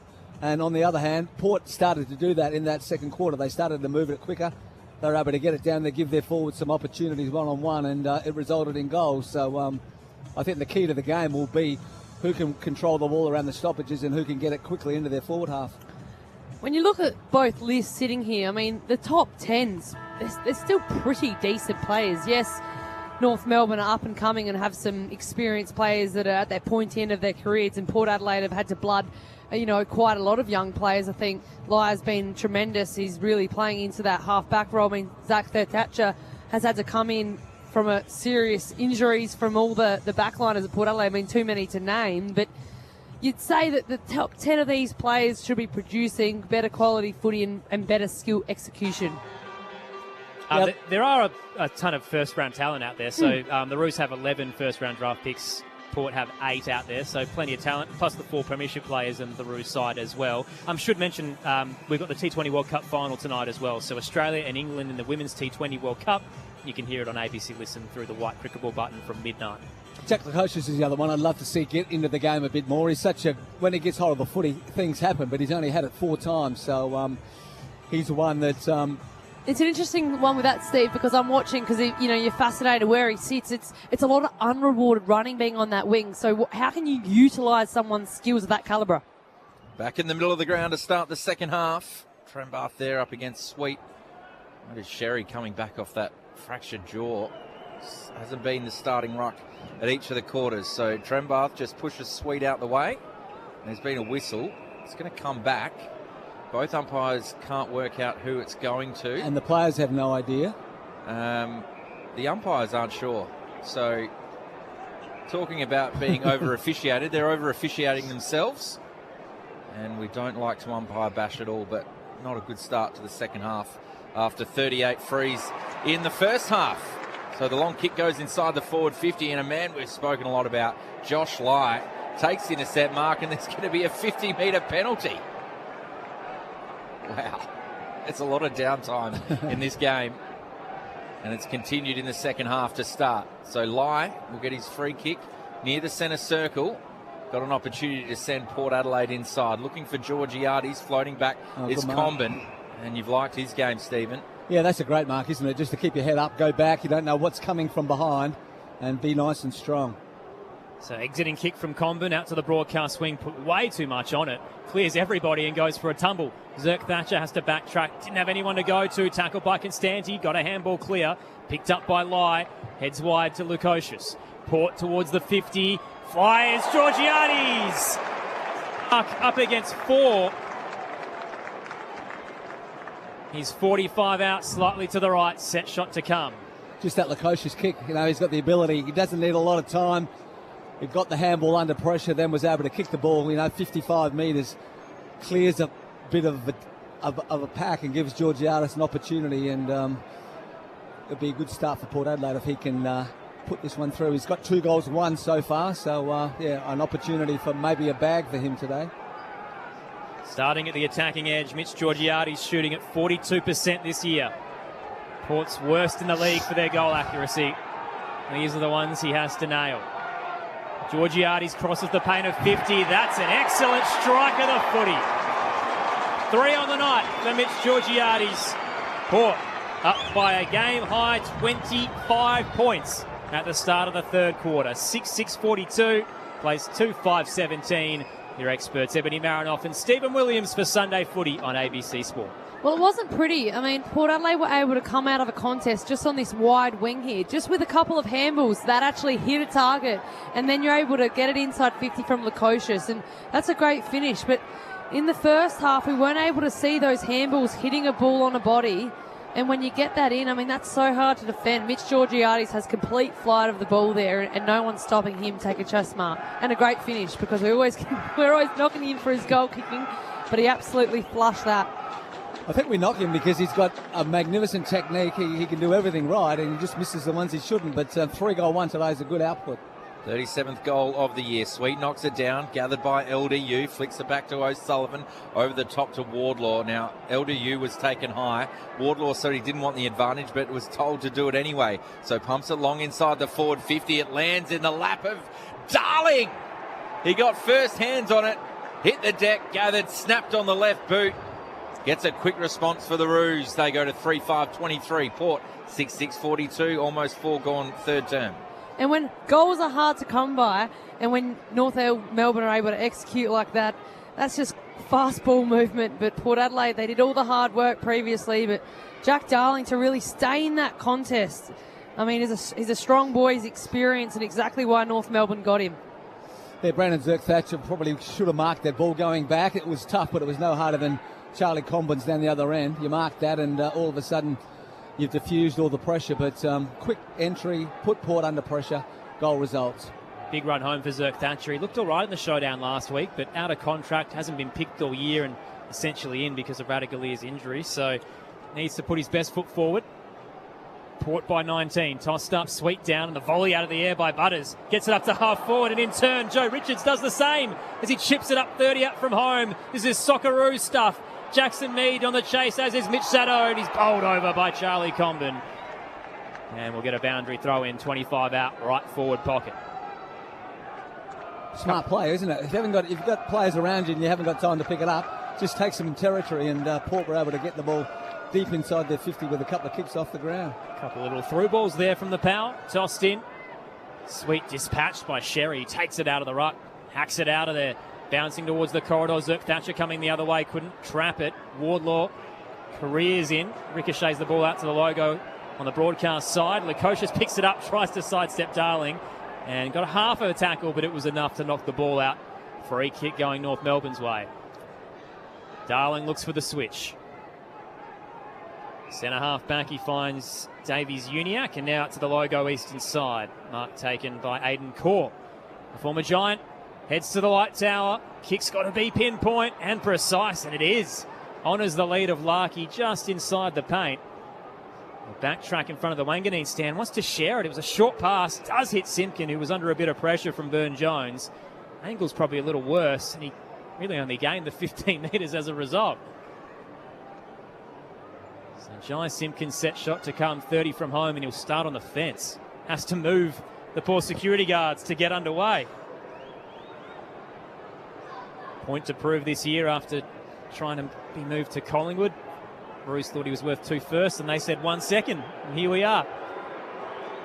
Jai Simpkin on the tight angle, tries to thread the needle. It's across the face. Couple of fists knocked down. Harry Sheasel lurking dangerously. Right place, right time. Snaffles the footy, puts it through.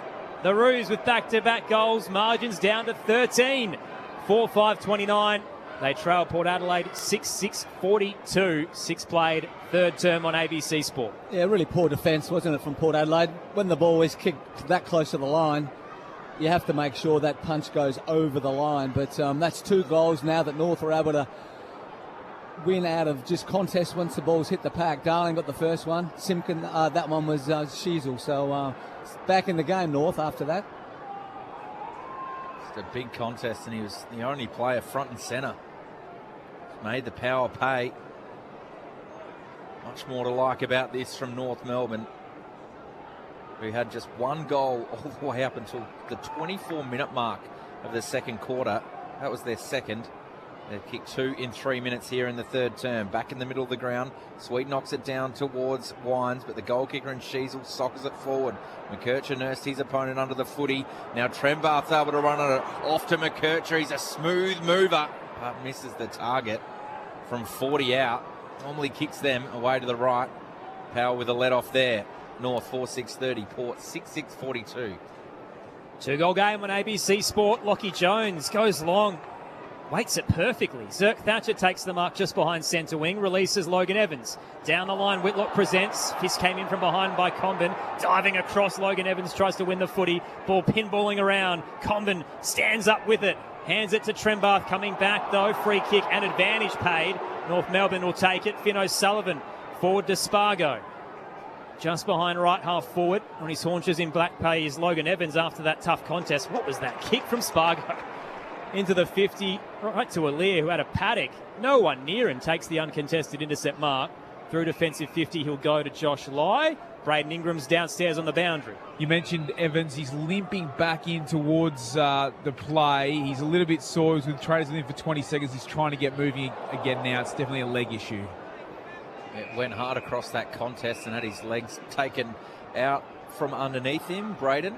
Georgiades as well now sore. He's going to get back to his feet. This just feels like one of those games where he's getting battered and bruised. Copped a couple of hits already. Yeah, flew in that contest right over the top. Got the ride that we're so used to him seeing, but landed heavily. In the meantime, boundary throw in right in front of the interchange gates. Port leading by 12.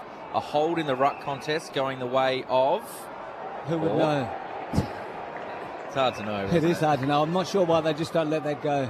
So Sweet plays on quickly. Comben's flying across the front of the contest, hits the deck. Ball in dispute. Durden dives on top of it. Comben now lays a tackle. And Whitlock's on the receiving end. We'll have a ball up 35 out on a 45-degree angle. Inside the power 50, right half forward. Sweet throws his opponent out of the ruck. Quickly kicks it, but a minor score. He's manhandled Sherry there. No free kick this time.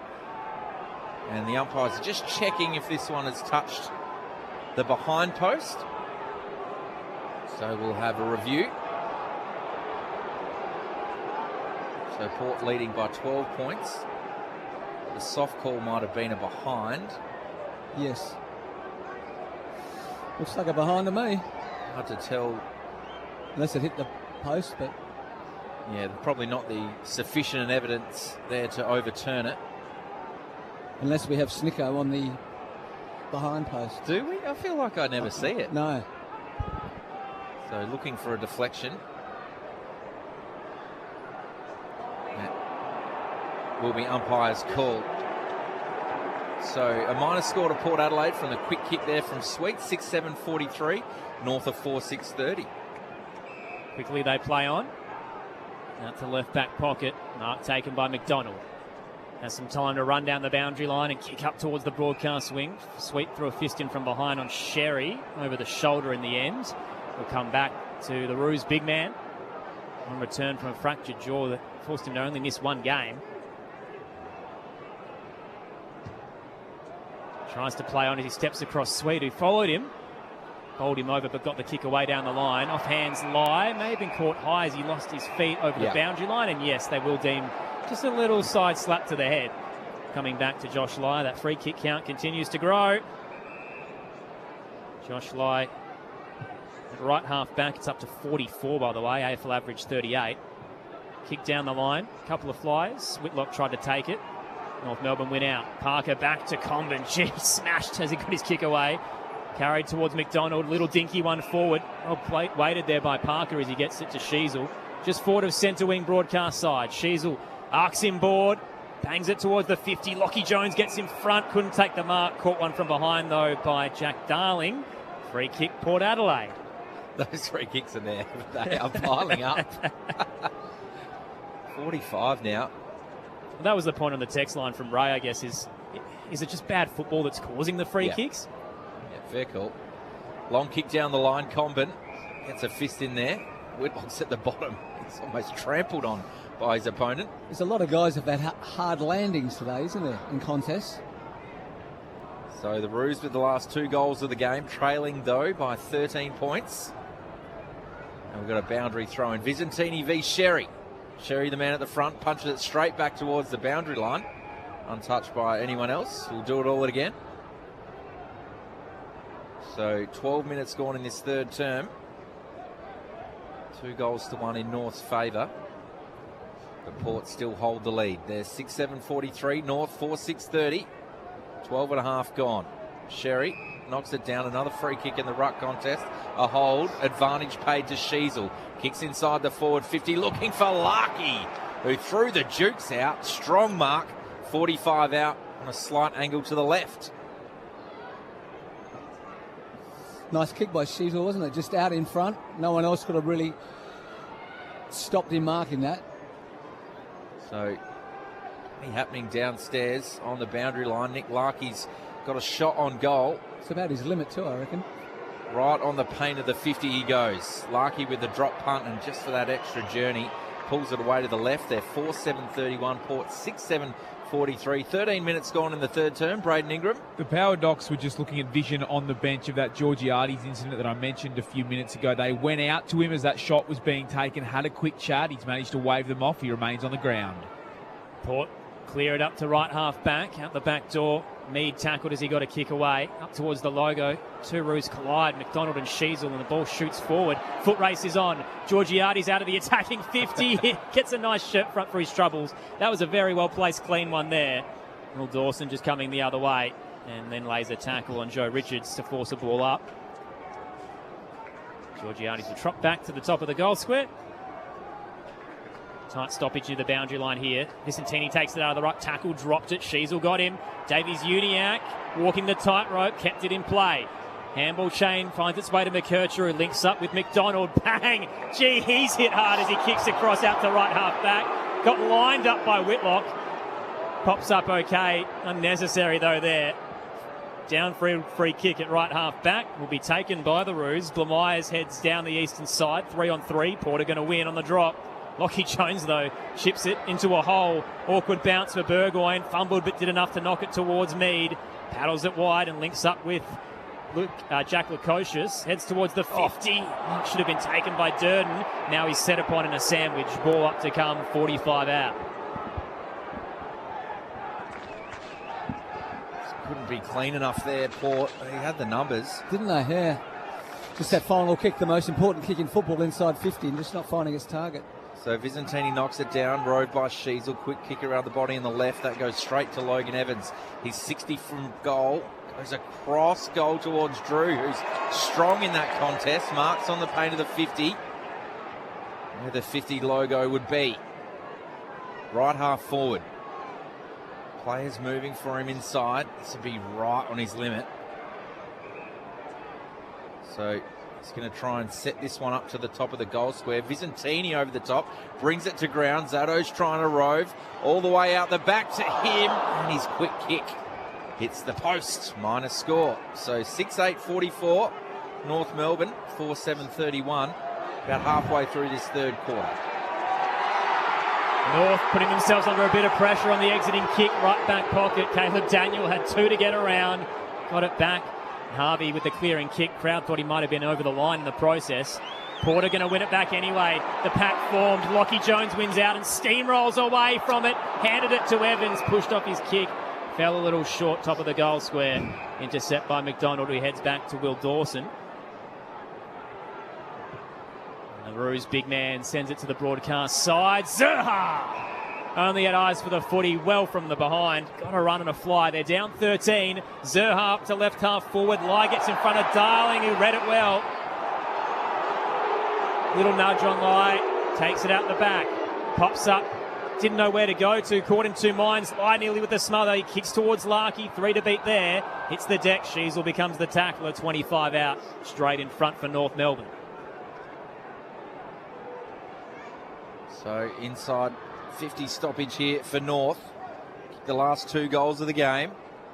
Putting the pressure on the Power. Zerha tries to go through the contest. Stevens ducked into the tackle of Mead. And the umpire's paid too high. Well, there was a duck there. The umpires are pointing the wrong direction a lot, which Yes. they're trying to say against you. And once again, that's the one Ebony talked about. They said they weren't going to be paying when the guy picks it up and then pushes his head into the approaching tackler. But 9 times out of 10, you get away with it, so you keep doing it. But even then, that wasn't really high. The actual duck and the initial was around the shoulder. So sometimes it's you'd hate that if you were a defender. So Stevens to try and finish it off. Away to the right-hand side. You like that, Em? Footy gods. How often does that happen?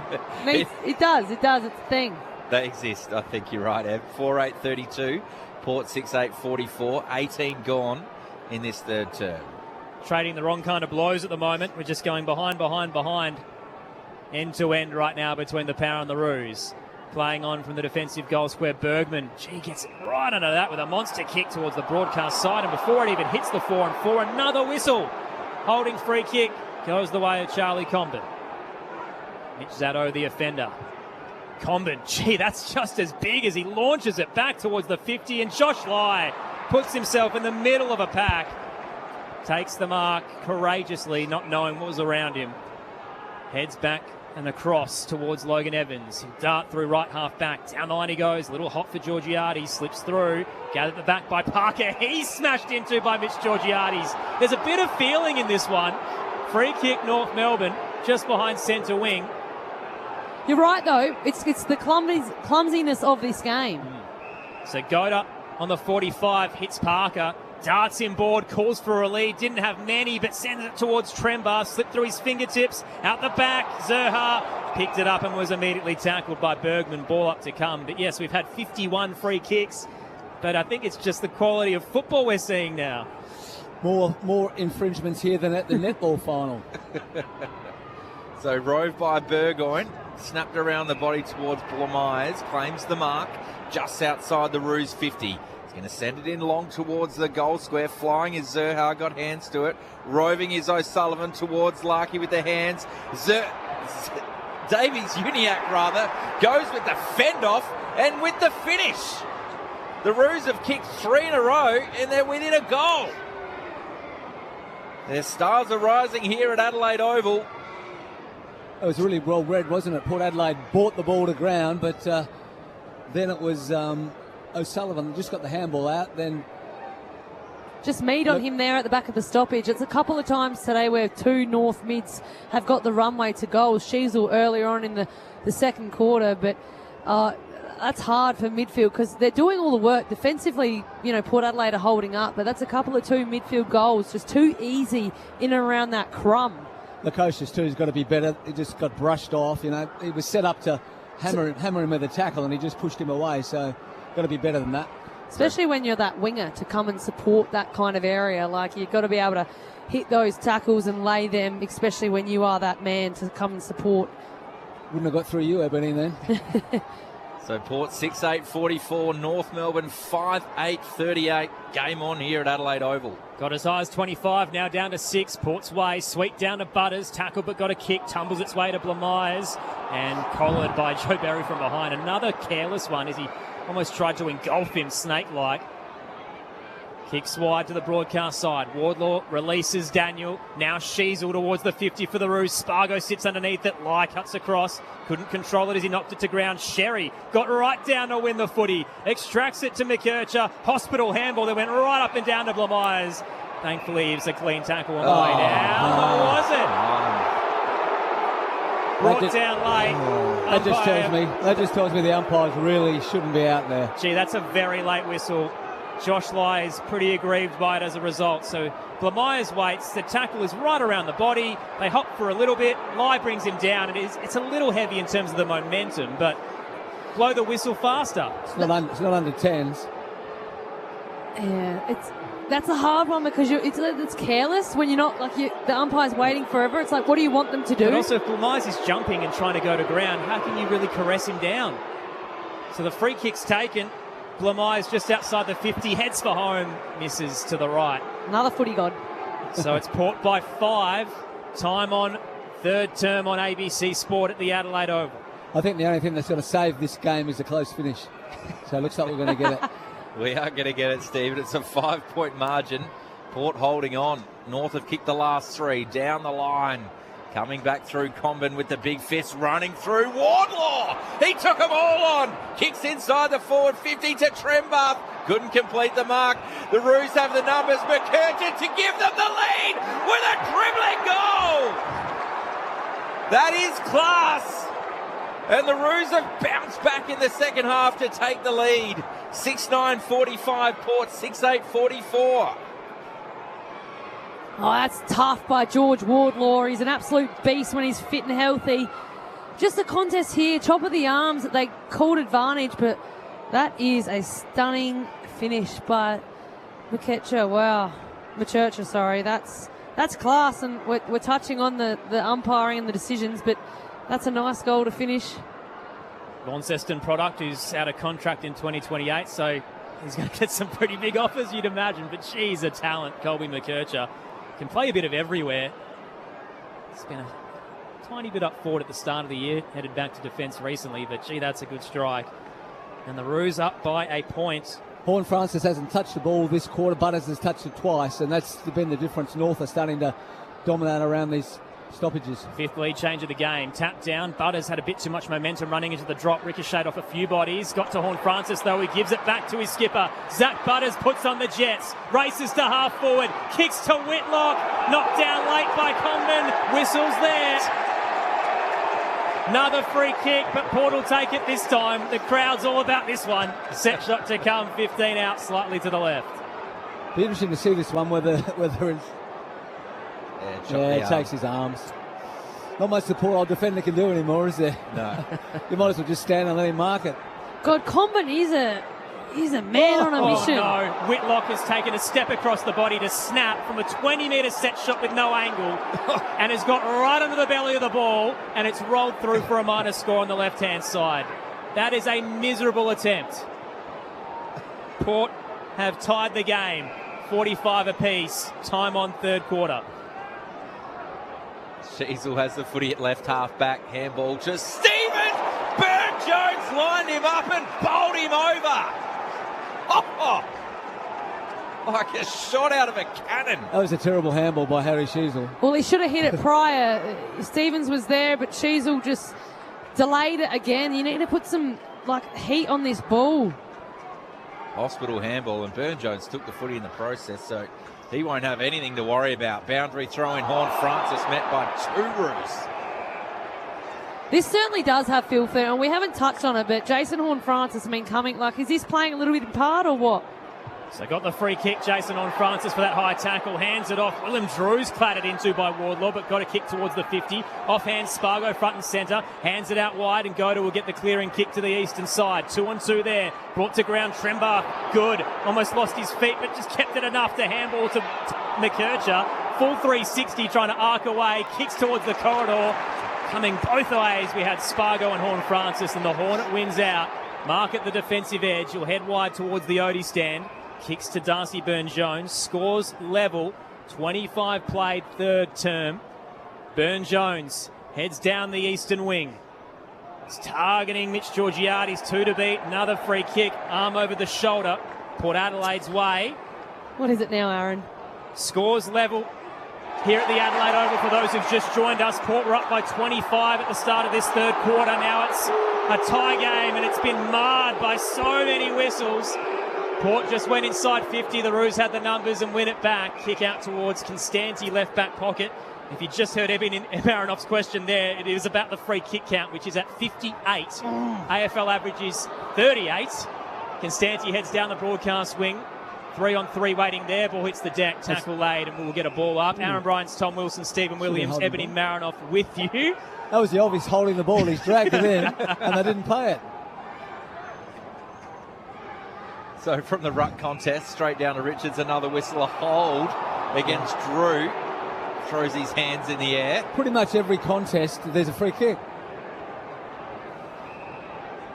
So 27 minutes gone in this third term. North have kicked the last 4 goals of the match. Locked away at 45 apiece. Kicks it down the line.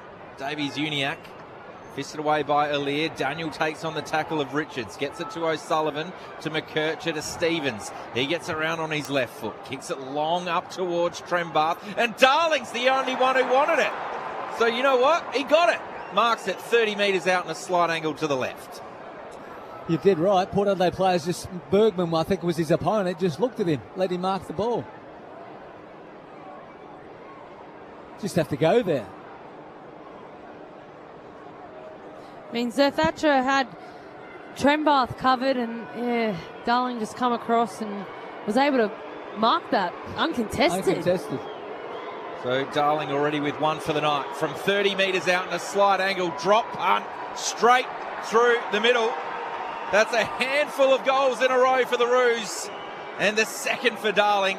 7-9-51 Port, 6-9-45, 28 gone third term. They're just doing really well and winning the ball inside the contest and getting it out to free players. Port were able to do that a lot better in the first half, but North have taken over, dominating in that area and dominating inside 50 and on the scoreboard as well. That's just lazy defence there, though, like to not get a body back, whether that's Bergman or not. That, you know, you just got to get to a body, especially in someone like Darling, who's a contested marker. Braden Ingram downstairs on ABC Sport. So we're at the 60 free kicks for the match. As you mentioned earlier, Aaron, the average for an entire game is normally 38, and with every one that gets paid, the Power fans are getting more and more restless. Did have a text from Ray earlier on 0437 774 774 saying, look, it's basically the quality of the game, not the actual officiating. Jordan Sweet taps it down, another free kick. Everybody had stopped. Advantage paid. Paul Francis just arches away from the stoppage. Bursts to centre half forward and launches it home. So it just took a free kick and one kick, and Port Adelaide get the 6 points. Scores level again, 7-9, 51 apiece. 29 played, third term. What a weird game of footy. If you just joined us, we had 2 goals in the first quarter. We were tied at 1-3-9 apiece. Port Adelaide had a pretty good second term, got a 19-point advantage. Got it up to 25 at the start of this quarter. And now it is scores level, 77-9, 51 apiece. Some questions over Mitch Georgiades as well. He's copped 2 separate hits to the head. Hasn't come off for either. And if you just joined us in terms of the news of the day, Braden Maynard and Tuke Miller offered $5,000 fines from the Gold Coast match last night. What a game of footy we've got, Tom. Well, it's game on. Scores level. The star midfielders are at play for both teams. There's Sheasel up towards McKercher, running off centre half forward. He's already got a goal this term. 80 from home, lowers the eyes, kicking up towards Zerha, who nursed Jones under the footy. Strong there was Bergman, kicks around the body. McKercher read it best, couldn't complete the mark. Runs into a steam train, gets a handball towards Daniels. Stevens ducked into the tackle, and he'll be penalised this time. That's the correct officiating there, Noffy. That it is. We probably haven't seen it tonight, but that's exactly reward for effort in Darcy Byrne-Jones. Stevens took on the tackle, had an opportunity. It's quick, but it's there. Scores level. Byrne-Jones down the broadcast wing. Sweet late to the contest. Did enough to get a fist in from behind as he knocks it away from Finn O'Sullivan. Boundary throw-in to come right near the benches. Everybody's digging through the record books because the AFL season guide and AFL tables doesn't have the most free kicks in history. It is a pretty high amount. If you go back to the VFL days, I think it's around 120, but it seems to be the chat online, it's around the 80 mark, which we could hit tonight. Tossed in, Sherry down, volley from Finn O'Sullivan for the Roos, gets it towards Sheasel, got a handball clear in the tackle of Logan Evans, but it did force a turnover. He only found Horn Francis. Down the line, he tries to get it to Whitlock. Comben does enough to knock it over again. Well, at this rate, we're going to have people tuning in to the radio, sending in a statistic for you, Aaron. Maybe they can find it on Google or Wikipedia. Did like this one. It's an unnamed text if it says there's been more free kicks than Port Adelaide's score. 61, Port Adelaide's on 51. Tossed in. Sweet taps it down. Davies Uniacke left it behind. Picked up by Richards. Spears the pass to the 50. Whitlock in front. Took the footy alongside Comben. No mark paid. And we'll get a ball up 45 out, slightly to the right. Can you ask ChatGPT? Is that a thing? I think it's certainly a thing in 2026. Big fist there from Sweet forward, gathered by Comben. Back towards McDonald, who took on the tackle of Butters. just got it away in time. Wines runs in off half forward lays the Shepherd. Richards to the top of the goal square. Burgoyne flies, goes to ground. Parker takes on a tackle. Quick handball to Zerha. Goes the 1-2. Could be a turnover at centre half back. Clean from Sheasel to McKercher. Takes a bounce. Doesn't bounce back to him, but he keeps running. Shrugs off the tackle of Zerk Thatcher. Handballs to Trembath. Over the top to LDU. He bounces it right half forward. It was a foot race. Jones tried to lay the tackle, but LDU hits the target in the pocket. It's Spargo. That was transition, wasn't it? It looked like Port Adelaide were going to be the last to score in the quarter, but North were able to take the ball the length of the ground with some real good leg speed, and now an opportunity, probably kick after the siren. He will. Spargo. Let's hope he doesn't move off his line, Tom. That'll be one to watch out for as well, Stephen Williams. Seen that being controversial in recent weeks. First the Wiz, then Logan Morris for the Brisbane Lions, but Spargo here for the Roos. Any score will put them in front on three-quarter time from 45 on the paint of the boundary, and the Power keep it out. Fisted away. We have a game on here at Adelaide Oval. A quarter dominated by North Melbourne after Georgiades got the first. They kicked 5 goals to 2 in the end. The scoreline, 7-9, 51 apiece at three-quarter time. Goal scorers at the final change for the Roos. 2 to Darling, singles to Sheasel, Davies-Uniacke, McKercher, Simpkin and Larkey. For Port Adelaide, doubles to Whitlock and Georgiades, and Jason Horne-Francis and Jordan Sweet with 1 apiece as well. North Melbourne have never won at this ground. 0-14, average losing margin of 44 points. Draw at the moment does put them back in the 10 after Carlton's win last night. They lose. It will be the Blue Baggers who have a taste of what could be finals football this season under Josh Fraser. And Port Adelaide at the moment looking to string together back-to-back victories after their showdown stunner last week. Scores level as we turn for home. Great to have your company for it on ABC Radio, News Radio, Sport Digital and ABC Listen. This is Sunday Footy on ABC Sport. When emergencies strike, ABC Radio WA is here for you. Check your battery-powered radio today and go to reception.abc.net.au to find your local ABC radio frequency and stay connected with ABC Radio WA. This is the 2026 AFL Premiership season with ABC Sport. Picked up by Lai, heads wide to Lukosius. Port towards the 50, fires Georgiades! Up against 4. These are the ones he has to nail. Georgiades crosses the paint of 50. That's an excellent strike of the footy. 3 on the night for Mitch Georgiades. So pumps it long inside the forward 50. It lands in the lap of Darling. He got first hands on it. Hit the deck, gathered, snapped on the left boot. Gets a quick response for the Roos. From the tight angle, tries to thread the needle. It's across the face. Couple of fists knocked down. Harry Sheasel lurking dangerously. Right place, right time. Snaffles the footy. Puts it through. Roving is O'Sullivan towards Larkey with the hands. Davies-Uniacke rather goes with the fend off and with the finish. The Roos have kicked 3 in a row and they're within a goal. Running through Wardlaw. He took them all on. Kicks inside the forward 50 to Trembath. Couldn't complete the mark.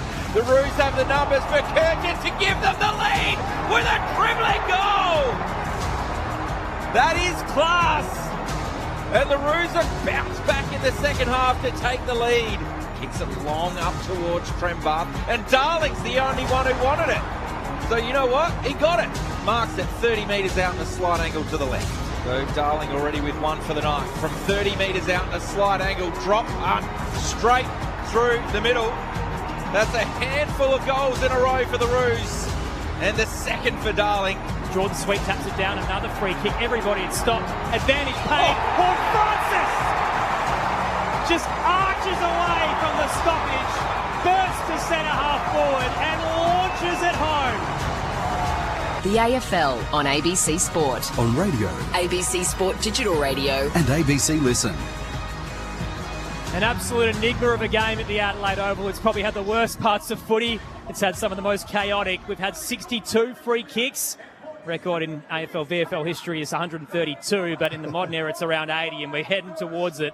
And scores are level at the final change, 7-9, 51 apiece between Port Adelaide and North Melbourne. The Power got the lead as high as 25 at the start of the third quarter. Now we're all square. We've had 5 lead changes in the contest as well. Aaron Bryans and Tom Wilson with you alongside 3-time premiership player Ebony Marinoff and the 6th-time premiership Magpie star, I should say, Stephen Williams. And earlier today, St Kilda winners by 67 over the Bombers at Docklands. Remember as well, the T20 Women's World Cup final is on tonight on ABC Listen. You can hear it from midnight Eastern. Australia up against England, both sides unbeaten. Get to clash at Lords, given our Aussie girls haven't won the last few World Cups in different formats. We'll see if they can get some silverware back here in the great country of Australia. Ebony Marinoff, Stephen Williams, what's in store for us in this final quarter? Well, I'm glad it's even because I don't really see a team that looks like winning. But no, we'll certainly get it. Well, we might not, boys. We might get a draw. That's silly of me to say from footy. But I felt like North Melbourne in that back end of that quarter, they were able to get more of a handball game going. They had a few open looks inside 50. I thought the mids got on top for North Melbourne in that third quarter. I mean, Sheasel had 11, McKercher had 10. He's a very, he does his bounces very early. He's one of those players, but when he's off and running, he's got absolute dash. So love to see him get involved there. And Luke Parker, just so experienced. I mean, even some of the decisions he makes when there's a ball in hand from a stand roll, he's very creative. But the Port Adelaide mids essentially got absolutely whacked in that third, had no real influence on that game. So I'm sure Carr's going to put them to the job. They need to win this game. The Port Adelaide midfield last week, absolutely slaughtered the Crows midfield. So I'll be looking to them to get this game more back on Port Adelaide's terms if they want to win. But, I mean, credit to North Melbourne. They were probably in and out of the game, 3 goals down, and now we're even heading into the last quarter. That was the change in the match, wasn't it? We said at half-time, North have a lot of talented mids that need to get the ball and run and play on quick, and that's exactly what they did. 44 handballs to 12 in that quarter, 102 possessions to 54. So they dominated that game and certainly got themselves in a position now that they can go on and win the game. Port Adelaide hit back late in that quarter with that Jason Horne-Francis goal. So it's up to the guys in the middle now. Those 8 guys in the middle will probably determine who's going to win the game. So we're going to get some sort of a thriller. Might not be the greatest of all time, but all you need to watch is the final quarter to really get involved. Scores level. Here we go on ABC Sport. Sherry down, looking for Wardlaw. Awkward bounce, goes back for the second bite. Tackled by Butters, but popped up through it and handed it to Davies Uniacke. Into the 50 he goes. Larkey in game 150. Got a hand in from behind by Aaliyah, but follows up. On hands and knees, shoots the handball to Zerha. Retreats to Stevens. He'll centre the kick 30 from home to Constanti. A little bit too high. Evans trying to extract the footy now for the Power. Gets it out to Wines. Threads the needle with a kick out to Joe Richards, who it wasn't really his target. He just had to get it out of there, and it's worked well. Richards tried to hand it off to the run of Bergman. Turns straight into trouble. Tackle, turnover. Wardlaw for the Roos. Gets right underneath the kick up to half forward. It falls very short. As Constanti tried to meet the drop. Durden now tackled by Sheasel, and finally a ball up. Braden Ingram downstairs. Fortunately, both sides got their full complement. No injuries to speak of at the start of this final term. It is that cold, though. The majority of the Roos bench do have the jackets on. It's down to 10 degrees. So Lukosius just sort of threw that out in the contest. Play on, says the umpire. Wines on hands and knees. Slow it off Sherry. Holding the ball. So Sherry had the ball there, so Wines goes to get it off him, and then he's the one who's pinged. Yeah, that's a killer when they reward someone that goes to ground. It's very frustrating. So Sheasel with the free kick, kicks it inside the forward 50, and Zerha takes the mark 40 out, right up against the paint of the boundary line. Right half forward. So a big moment here in a low-scoring game. Every single score will matter. Just getting the security guards out his way. Saw this on the opposite pocket earlier. Shifted around a bit, but he's a natural goal kicker as Zerha goes for home, starts it to the left, and it bent back and hit the post. Nice try, wasn't it? Very good effort. Minus score in the end, 7-10-52, the first score of the last quarter. Quarter 7-9-51, 2 minutes gone. Kick in is no good from Evans. Straight little dart, trying to get it towards Sweet. Ricochets out. Richards becomes the tackler on Sheasel. Ball centres. Burgoyne with a huge socker as he launches it up towards the broadcast wing. And what about the bodywork from Whitlock? gets around Comben and takes it on the logo, shoots it to the spine. Horn Francis in space, releases the run of Butters. He heads for home from 50 out, and it just fades wide to the right. Scores level again, 7-10, 52 apiece. That was a great mark by Whitlock. Just outstanding strength. Comben's an absolute beast. He's really coming into it this season. Carr's backing him in, playing him. And Butters should have finished a player that once talked about $8 million a year. Got to kick that goal, Tom. $8 million a year?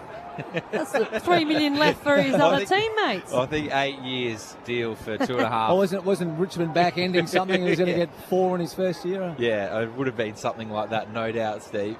So boundary throw in, Sherry. Sweet. Sherry knocks it down to LDU. At the back is Stevens. Chucks it on the right boot, and that's that man, Butters. Takes the intercept mark. Quickly pays on. Finds Wines. It's about 75 from home. Quickly back off the mark. Scores a level here. 7-10, 52 apiece. Inside the forward 50, floating back there was Sherry, who worked back from the ruck contest. Takes the mark in front of Whitlock in the right back pocket. Wines and Sherry's a nice night if you combine the two. Kicks up towards the broadcast side, scores level, 2-on-2 away. Bergman couldn't really take the mark, becomes the tackler though on Davies Uniacke, who had one arm pinned, the other tucked at the footy, spun the full washing machine, no free kick. Had to be holding the ball. That's exactly right, because he had one arm free, one arm pinned, one arm free. That's clear as a day, yeah. 63 frees on the night. There wasn't one there. Sweet down to Horn Francis, who was steamrolling through traffic. Kick smothered, though, goes back. Has 4 to beat. He's absolutely set upon. And finally will get a ball up just close to centre half forward. Quick reset. Sweet paddled it down and ended up back heeling it in the end. Only found Stevens. Quick jamming kick. Hit it straight to Burgoyne. Port kicking to the left-hand side of your radio dial. Northern end. They've got possession. Lukosius skies one, 20 from home, it'll sit. Fist comes in from Whitlock, caught behind Comben, front and square, tackle late on Barry, gives it away.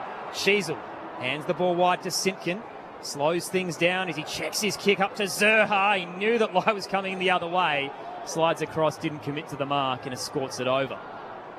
Tough night for Port small forwards. Bammett 1 touch, Zaddo 3 touches, Berry 3 touches, Durden 3 touches. Every time it goes in their north market, they don't bring it to ground, and those little guys can't go to work if it doesn't come to ground. Boundary throw in. Sweet knocks it down. Leading in the race there is Wardlaw. Butters tries to keep it in. Does so. Gathered by Wines. Took his time. Kicks up towards right half forward. Flying across with a good strong mark is Gota at left half back for North. So he has the footy. Getting back to set up. Going to force a long kick. High ball down towards the logo, outer side of the ground. Flying over the top there was Bergman. Simpkin Rove shrugged the tackle of Georgiades. O'Sullivan in the phone box, handballed it straight to Butters. Richards has time to find a target. It's Durden, we mentioned him, with a 44 on his back, looking for Whitlock. That's a tough kick for the big forward. Could be Rove still, diving over the top of the footy. North Melbourne have the numbers here. Trying to get rid of this ball is Georgiades. Did he dive on it? He did. Parker lays the tackle. It was Berry, in fact, at the bottom of the pack. And Parker wins the free kick. Former Swan heads to left half back. Front position, Trembath with the fly. Fist comes in from Bergman. Should give him a little shout out as well, because Cooper Trembath has been goalless this game. Last time they met he had 3, and he's been on a pretty hot run. Hasn't been overly damaging so far tonight. Miles Bergman, first game back in 8 weeks. After rupturing that ligament in his big toe. Tossed in, Sweet from behind, gets the tap down to Richards, thought about giving it off, realised he was in acres of space, turns for home and misses to the right. Crowd thought it might have gone through, but it was line ball and here's a behind. So Port still have the lead, 7-11-53, North Melbourne 7-10-52, 6 played, final term on ABC Sport. Goal kicking again, Stephen. Hurting Port this season, but they do have the lead. Solitary point, kick down the line. Lukosius got a fist to it. Burgoyne gathered, dropped it in the contest. Bammett gets the footy, but Daniel does well to stop that handball coming out. Intercepts it. Kicks towards Zerha and Evans. Evans with the front position. Alir gathered. Handball towards Evans. He's trying to hold this in. 3 roos dive on top of him right in front of the power bench, and we'll get a ball up. So 7 minutes gone in this final term. Still no goals. Port lead it by a point. Tossed up, tapped down, little wide of Wines, puts his head over it, as does Davies Uniacke. The Brownlow medalist wins out. The handball looking for Butters. Davies Uniacke just keeps fighting for it though. Tackled by Evans as he collapses into the footy. Ball up to come. Yeah, she's pretty competitive out there now. They're really having a crack, the players. Caught by a point. Sweet overhead tap, only found Davies Uniacke. Ripped away as he tried to handball. Ollie Wines gets him. Sharked by Joe Richards. Hooks it across the body. A screwing kick towards left calf forward. Tried to put as much as he could on it under pressure, but just shallow for Georgiades. Goda cuts it off. Gee, had to be good with the pass. Centering kick. Absolute bullet to Sheasel, who was under a bit of duress. Takes the mark. North Melbourne trying to settle here. Never won at the Adelaide Oval. Sheasel short to Aidan Corr. 33 for the night for Harry Sheasel, after he had 43 last week. Out to the eastern side. McDonald down the line. Aaliyah gets in front with the paddle. Trembath keeps tracking it. Knocked over. Bergman tries the Hollywood handball overhead. Drew can gather. Low wobbler. It's nearly a diving slips catch by Wines as he launches to the right. Did enough to trap it and comes up with the footy. Hands it to Whitlock for the power. Berry's got a head of steam. Tackled by Daniel though. Turnover. North Melbourne now have it.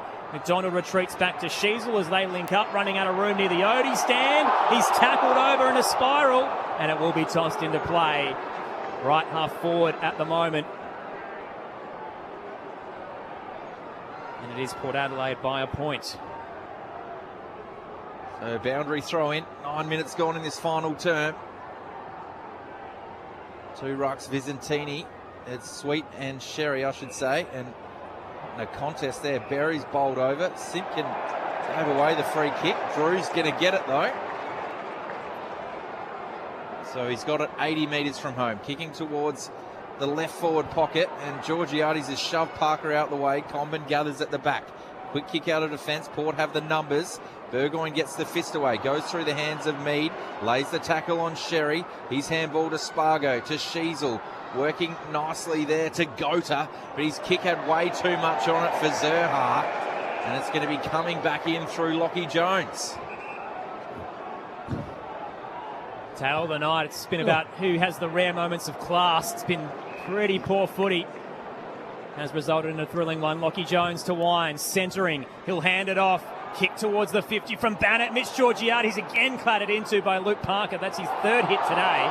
Ball ricochets towards the scoreboard. Simpkin tackled by Drew. Anything in it, Noffy, as we call for a baller? Yeah, it's a hard one. He probably had an arm there, but if you're Port Adelaide, in terms of that entry, you're taking the forward 50 stoppage. Balls it up in front of the scoreboard. Sweet knocks it down. Gathered by Myers to Parker. Swung in the tackle. Davies Uniacke stepped inside. Dangerous. Got it to Daniel, who's thrown. Almost just got it away in time to Spargo. McKercher, they can run off halfback. Goes the 1-2 with O'Sullivan. He tried to take the bounce. Goes the fend off on line. He's running the That is holding the ball. Whoa. Good pressure. I reckon he ran 25 metres anyway. As he got rid of Lai, got met by Evans and Jones. That's a sandwich. Port Adelaide sandwich. Just closed in on him. He just didn't see that one coming, did he? Port with the footy out to Bergman. Burgoyne rather than Wines now to Butters. Kicks into the scoreboard pocket. Flying is Whitlock. Off hands, front and square. Head over the footy is Durden. He tries to barge through. Just can't bulldoze clear, and another player's down in that marking contest. Gee, I hope this isn't Mitch Georgiades. In back play on his haunches. Whitlock comes to check out, and I think it is Mitch Georgiades. Been in the wars, hasn't he? He's had two head knocks. Big hit a couple of minutes ago, and now on the replay, this one is another hit to the hip, I think. Charlie Comben coming one way, he was the other. He's been absolutely in the wars tonight, Mitch Georgiades. But at no point have the doctors actually pulled him off. When we speak about Chelsea Randall retiring this week, he reminds me of something. Like, he just is courageous. He flies at everything and puts his body in places that not many do. But you just touched on Corey Durden's only had the 4 disposals tonight after a really hot kind of period, even for the year. He needs to get involved. 4 touches for a small forward. He's only had one game this season where he hasn't kicked a goal. Quickly reset. Georgiades staying out there, but looks like he's hurting. Sweet with the paddle down. Durden couldn't gather the footy under pressure. Davies-Uniacke tries to clear it with a socker. Ricochets back to him, pressured by Drew, and the ball's eventually knocked over in front of the Wanganeen stands. Mitch Georgiades is going to need a lot of us come the end of this game. Port Adelaide by a point. 12 minutes gone in the final quarter. 33,105 in the house. Seeing a close game. Last game of the round. Port Adelaide up by a point. Drew runs over the top of it, gets it to Evans, who was clever to winds. Going back inside the forward 50 for the power, but Core was in a better position on Georgiades. He's not happy about that, the big forward. Core nursed him under it, took a chest mark. Goes short now to McKercher. Plays on quickly with the switch. Over to Gota in the right back pocket. North trying to get something going. A good aggressive 45 kick to Harvey. Now he's got McKercher running again. Really found himself. That's come off his ankle. Straight to Butters. Winds in the middle of the ground. Mead has to get rid of it. Tries to kick to the advantage of Georgiades. It's brought to ground by Core. Richards knocked it forward. Here's Durden's moment. Dribbling. Goal! It doesn't take much for Durden. And he gets the first of the last quarter. It took 13 minutes. But Port have it. They're 8-11-59, North 7-10-52. Well, I just spoke about Durden needing to involve himself into this game. I mean, it was the intercept in the corridor from McKercher. He absolutely fumbled the ball. I think it was Mead that kind of got it in the middle of the ground and kept speed on the ball. But Kurt, I'm just watching this replay back there. He had to finish then, and he did. That's a long wait for Port fans who have been in this game. It's not been pretty, but yeah, Corey Durden with his first goal. So only the one goal.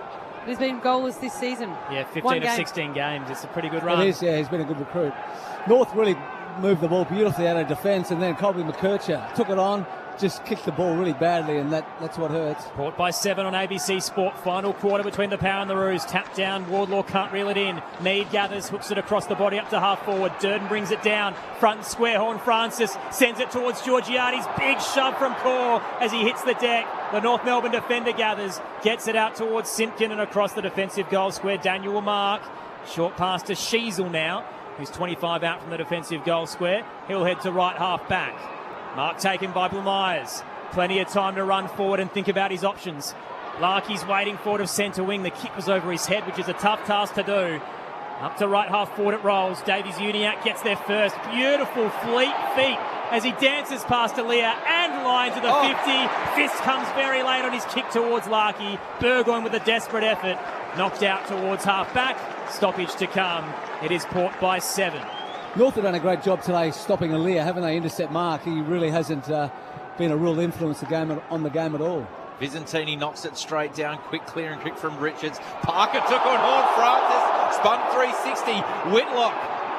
And another umpire 50 metres away is played holding the ball. This one played play on. So they're umpiring themselves almost at the moment. Horn Francis on the logo. Goes inboard to Burn-Jones. He's got space. Lowers the eyes looking for Georgiades on the chest. Marks 40 out. Directly in front. Core knocked it out of his hands late. The umpire says stay on the mark. He's been a bit frustrated as Georgiades. Yes. We know he's been in the wars, but the ball hasn't been coming into him great. No, that was a beauty, wasn't it? That was a terrific kick by Burn-Jones. He doesn't kick the ball that well normally, but so he'd be very happy with the result of that one. But this is the one that Georgiades is paid to kick, isn't it? He's kicked 3 goal once, so we can't complain about his conversion rate so far today. But this is the important one. It's not hard. It's 40 metres out directly in front. Should be like shelling peas. Scotty Hodges would kick it. What a build-up, Stephen. We can change roles for a moment. In comes Georgiades, drop punt. Away to the left. So big missed opportunity. That really would have hurt the Roos in a low-scoring game. They go to 8-12-60 North, 7-10-52, 17 gone in the final turn. Caleb Daniel marches out of the goal square and kicks nowhere. Out to the defensive edge. Port had the numbers. Trapped well by Lai. Ball comes out to Drew. Kick with an awkward bounce towards the scoreboard. Durden waits awkwardly. Condon gathers. Whitlock gets in, but he gets the ball away. North Melbourne through Sheasel. Links up with Parker. Keeps bringing in a man that can get the handball clear. Myers Thompson up and under ball towards the logo. Zerha trying to trap it. Coming across was Evans with the knock. Knocked down towards Blomyers, who gives it to Stevens. Steps inboard. Port by 8 at the moment. Up to right half forward. Burgoyne flies with Larkey and takes the mark. Son of a gun. Centres his kick. Zach Butters defensive edge. Now on the 45 instep. Heads to the corridor to Lukosius. Braden Ingram downstairs. Roos midfielder George Wardle is being assessed by the Docs. They've just moved away from him, so he might be okay to come back on, but still in the crucial moments of this game. Zer Thatcher's been on the bench for 16 minutes. Is he in the back row, or is that just a coach's call? No, they've been keeping quite a few people on the bench, the Power, for much of this quarter, for long stints, including Vicentini. He's at the front, ready to come back on if they want to use him. Zato inside the forward 50. Whitlock with the high point roved. It's going to be a free kick for a push. Nursed under it when he dropped the mark. Going to go against Gota, who has a wry smile on his face. Whitlock will have the shot. 40 out on a 45-degree angle to the right. There was a hand there. Not a lot in it, but as we talked about earlier today, there's not much the defenders can do anymore. The umpires like the hand on the back, don't they? Because it's an easy one to judge. Yeah. So Whitlock with an opportunity. He's been jumping at everything tonight. Georgiadis couldn't do it from this sort of distance. Let's see what Whitlock's got. See what the youngster can do from 45 out. Gets close to the man on the mark and sends it through. Back-to-back goals for the Power in the final term. It's his third. The Tall Timber getting it done. They're 9-12-66. The Roos 7-10-52. Getting close to time on here in this final term. That's a terrific goal, isn't it? Young player who's had only 8 possessions, but he's kicked 3 goals, so he's done his job. And as I think Ebony mentioned a little earlier in the call, he's a young guy that's had a lot of game time this year and is only going to get better for Port Adelaide. He's got a great follow-through. He's like the technique of his goal kick is one to watch for a youngster that's probably played footy his whole life, but you can certainly tell when these youngsters, in terms of the key forwards, when they get continuity amongst their game and continuing playing, they reap the rewards, and he's certainly one for Port Adelaide this year. Last 5 scoring shots the way of the Power. Roos were up by 1 at the start of the final quarter. It's now Port by 14. Great to have you with us on ABC Sport to wrap up round 17. Vicentini down straight towards Horne-Francis. Gives it to Richards. Inside 50 for the Power. Flying was Sweet and Georgiades knocked away. Tracking it though was Drew. Off balance, screws it top of the goal square. What about the work there from young Harvey? As he pushes off, Whitlock takes the intercept mark and then blazes it out on the full. Free kick, Port Adelaide left half forward. For all his good work, he's given it right back and they'll punish him for it. Burgoyne honours the lead of Durden, who marks it 45 out. Angle to the left, and interesting here, I reckon he marked it further back, but the umpire's not pulling the Roos defender to the mark, so it's going to be a kick from outside 50, you'd think. Tough task for young Corey Durden. Starts at left half forward. 33,000 in the house. This will get them up and about. Corey Durden breaks right late. Good angle as it heads towards home. Fell a little short. Trembath gets the fist to knock it through. Port by 15 points.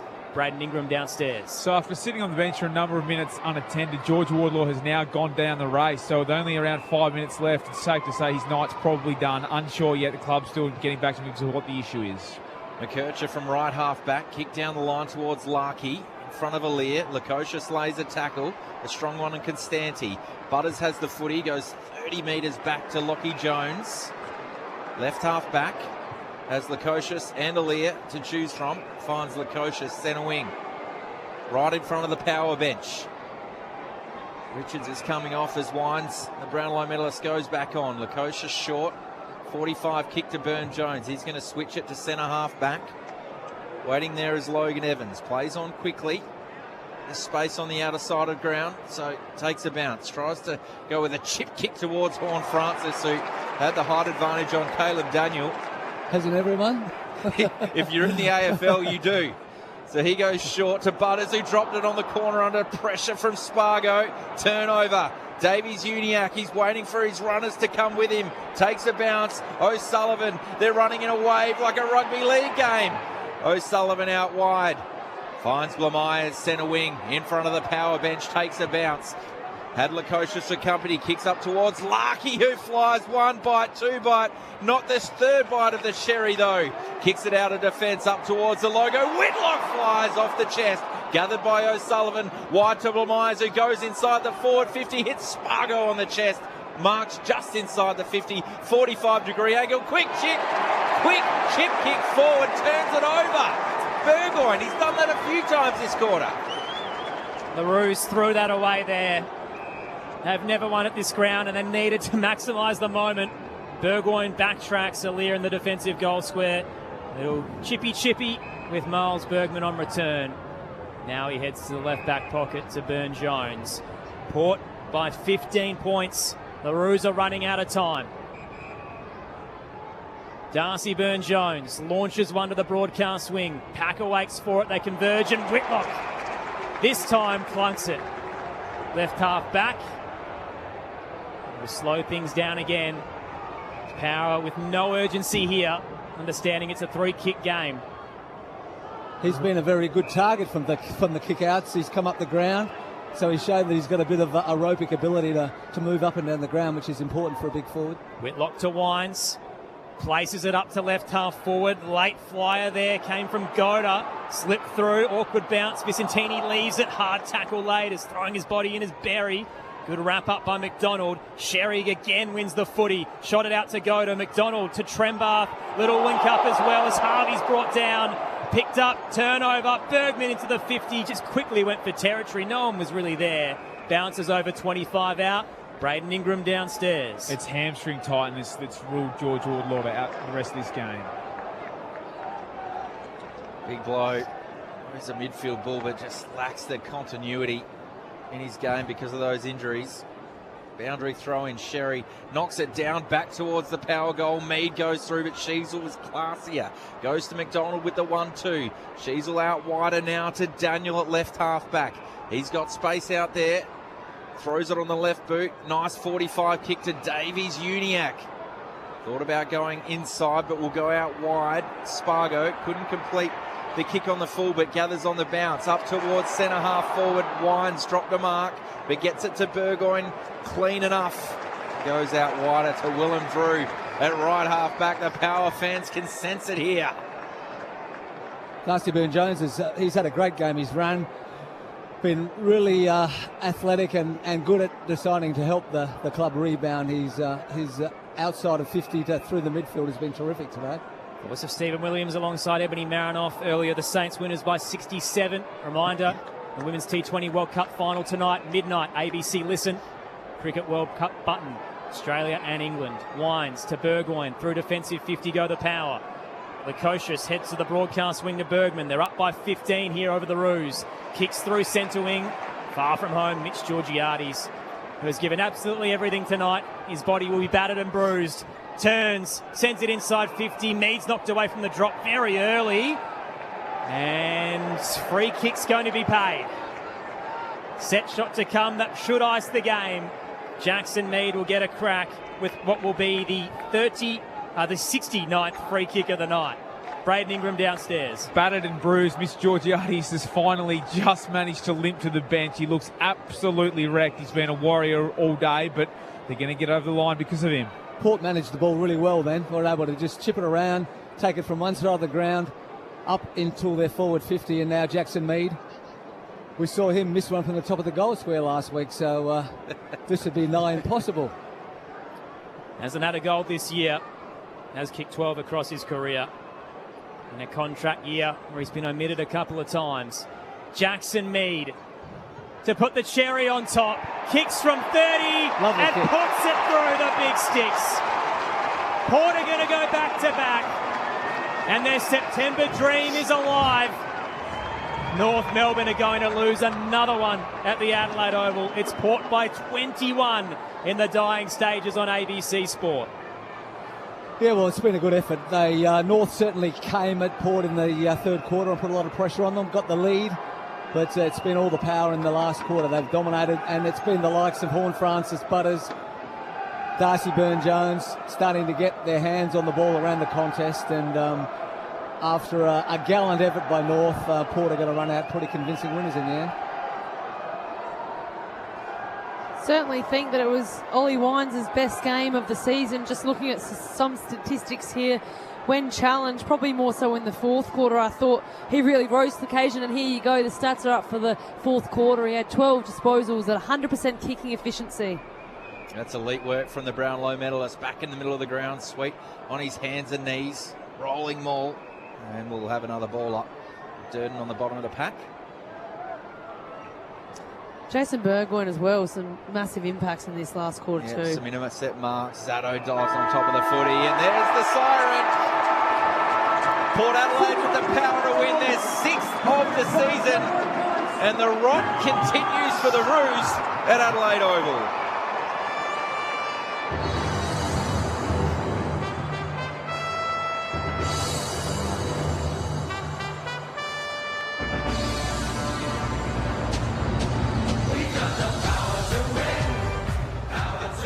It looks like there's a free kick paid right on the siren. Zato's going to kick a barrel and he's got a hold of it. Now there's running back to the goal square. This could dribble through for an unbelievable goal. Aiden Core ran back and touched it. Zato barreled that from 80 metres.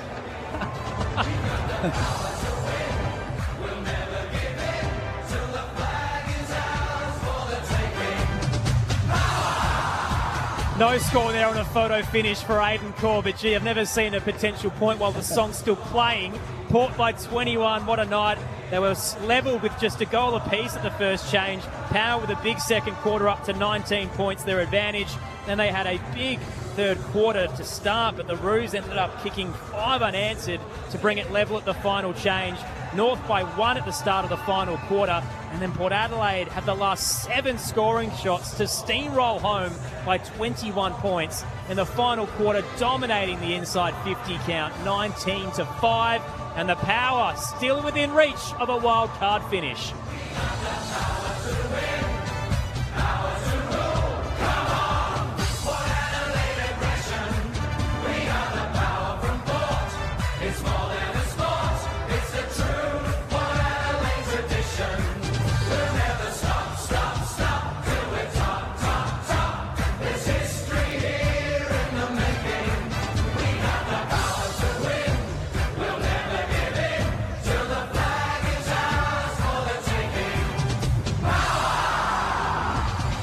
The Power 2 games out of the top 10. North Melbourne's Adelaide Oval Hoodoo continues 0-15 now, and they drop out of the finals contenders. The biggest story out of this game is a side that isn't even featured out of the 2. It's Carlton, who for the first time this year will finish the round in the top 10.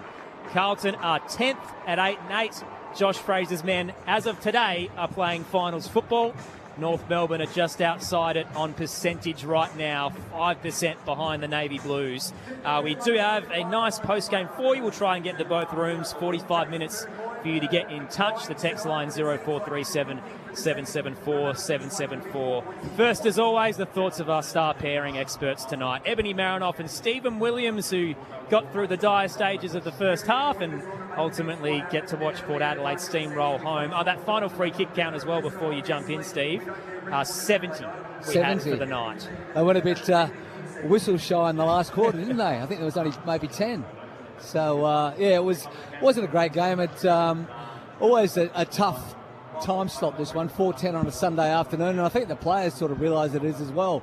They sit around all afternoon, watch all the other games being played, and then have to roll out. But after a really slow half of footy, 1 goal, 3 apiece at quarter time, Port were able to get themselves 20-odd points up at half-time, and then we saw the game change a little bit. We saw North start to use the ball a bit better, start to get their gun players, Sheasel, LDU, McKercher, these sort of blokes started to run and use the ball a little bit better, and they were able to kick 5 unanswered goals in that third quarter and really take it up to Port, level at three-quarter time. But to Port's credit, as they've done most of the year, they finished the game off really well. They had the last 7 shots at goal, and in the end, pretty convincing, Ebony. No, it absolutely was. I mean, even to talk about the last quarter, we spoke about the game going and ebbs and flowing, but the scores were even coming into the fourth quarter. And it could have gone any way, but I just think Port Adelaide's ability to really stand up in those crucial moments. I thought Ollie Wines, like I touched on just before the end of the siren, we've probably doubted his ability to continue playing it sometimes this year, and I'm sure supporters have as well. But to have 12 touches in the last quarter going into this game matters a lot for Port Adelaide. These 4 points to take away is huge in terms of the momentum of where they may finish in the back end. And to be able to stand up, that's experience. And then Burgoyne from the other end, just his ability to get back as a wing and take key crucial marks. He's such a slight frame, but he does will himself to many contests that maybe he shouldn't. But I thought it was really matured of Port Adelaide. Zerth Thatcher didn't play the last quarter. So did they go a little bit smaller? Maybe, because they had those, 3 tools back. So I thought that if that's a coaching move and he wasn't injured, the Blues not showing up. Mitch Georgiada's finished in the Blues, so hopefully he's okay moving into next game. But in terms of what that last quarter presented, I thought North Melbourne didn't take their opportunities when they had, and when Port Adelaide were able to punish, they didn't, and then they come away with a 3-goal or so win. And they only had 5 inside 50s in the last quarter, North, so 20-5, so that's real domination, isn't it? And it didn't really matter who was down there, the ball didn't get down there. Just the one scoring shot. Yeah. It's just, they're in a situation where they'd 3 games in a row, they're 8-7 coming into this game, they can be into the top 10. It would be very frustrating to be a North Melbourne supporter when you put up a performance like that. You've only scored 52 for the match. And then that stat that you just mentioned then, Stephen, 20 inside 50s to 5. When the game is on the line, it's not quite back to the drawing board because you just got to keep moving on with the season. But that is as uninspiring as it gets. And it probably tells you, we mentioned it pre-game, that the 3 wins that they'd had, which was, a streak they hadn't reached since 2019, were all against bottom 4 sides, and they were trying to sweep the bottom 4 tonight by beating Port Adelaide, and they couldn't even do that. So because of the way their draw has been fixtured, and they've already had Essendon and Richmond twice, 5 of their last 7 are top 10 sides, North Melbourne. So suddenly it looks incredibly hard for them to make up that ground, which is great for Carlton supporters. And Port Adelaide, meanwhile, again, they had a softer draw in the first 6, haven't been able to cash in on it. So they've got 4 of their last 7 as top 10 sides. So both of these teams, albeit still in the hunt for a wild card finish, you might feel like after tonight, maybe their seasons are on the ropes to a degree. Yeah, it's probably not a bad thing for Port, just to let everybody know exactly where they stand. They play Fremantle here, they go to Brisbane and play the Lions at the Gabba. So you want to test yourself against the best. And, they've beaten Geelong here, they've beaten Adelaide, they pushed Sydney, they've pushed Hawthorn. So they've actually done all right against the better teams. So if they can continue their development, I'm sure that they'll be pretty happy. That's what we've forgotten as well, as everyone goes on about the equal record, 5 losses by under a goal, but they're against sides like Hawthorn, Adelaide, the Bulldogs, Sydney, so they've pushed the heavyweights, and tonight when they were tested and it was close late, they managed to put the game away and defeat North Melbourne in the end by 21 points. Back-to-back victories for the Power here at the Adelaide Oval, wrapping it up for you on ABC Sport tonight.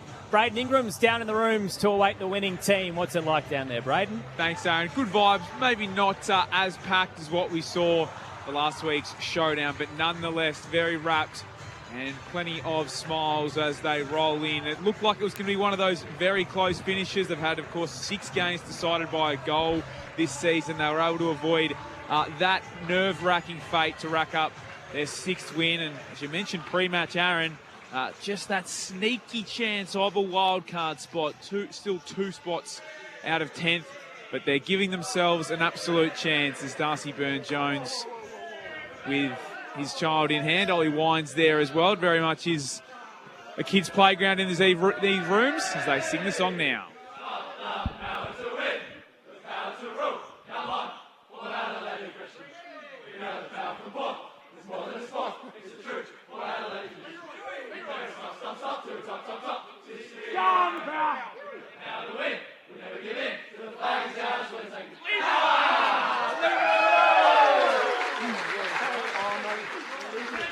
And not too long, we'll have Jace Burgoyne, who finished with 22 touches and was certainly crucial, particularly at the back end. He'll join us shortly. Port winners by 21, and we're just waiting for the official champion data rating points to drop as well, because if Zach Butters is in the top 5 players, he'll have an equal record 16 consecutive games with Nick Natanui. You'd think he'd be up there given he was Port's leading possession getter, but the Roos do have a few guys who got close to the 30 to 40 touch mark. So we'll it's see both where he teams? lands. It is both teams, Yep. yeah. Best 5 players on the ground. So we'll see if Zach ends up in there. But 26 touches, 10 of those contested. He moved it at 68%, 6 inside 50s. You'd think he's probably going to be in the hunt. Yeah, I was looking post-game, as you do, just in terms of the statistics. Because we're calling, you don't always get to see. I mean, Sheasels ended up with the 40 disposals. And I know we talk about accumulators in the game, but I thought he didn't have a massive... I mean, does he get the 10 votes? I mean, I'm not quite sure. I wouldn't imagine. Yeah. No. It's a lot of, obviously tremendous player, and watching him play, he moves up and down the ground, but I just don't think the 40 touches, 25 uncontested there, thanks Aaron. So he is getting a lot of loose ball, but I mean, going on North Melbourne, I mean, Nick Larkey just wasn't really able to assert himself into the game, and I think he is the skipper and he's a great guy. I think he presents himself really well. He looks like the boys love him, but he just hasn't really torn apart a game this year. And Will, come on, boys, get on my back, let's go. He doesn't really. I don't want to speak too soon, but I just really haven't seen that. I certainly didn't see it tonight. We had a text in from David from Sydney who said Nick Larkey has missed a consistency, but it's been a long time since he's taken a game apart. He's very consistent, but needs to impact games more. So 150th tonight for Nick Larkey, and just as the skipper, probably needs to be a little bit more inspirational in the way he goes about it. And missed a couple of shots. I mean, he's normally a dead eye, but that shot at the start of the second quarter was 25 out directly in front. Yeah. And he's the one that him and Trembath are the guys that, we've talked about that the tall marking targets that really frighten oppositions. But, Trembath didn't hit the scoreboard. Like he's only kicked the 1 goal too.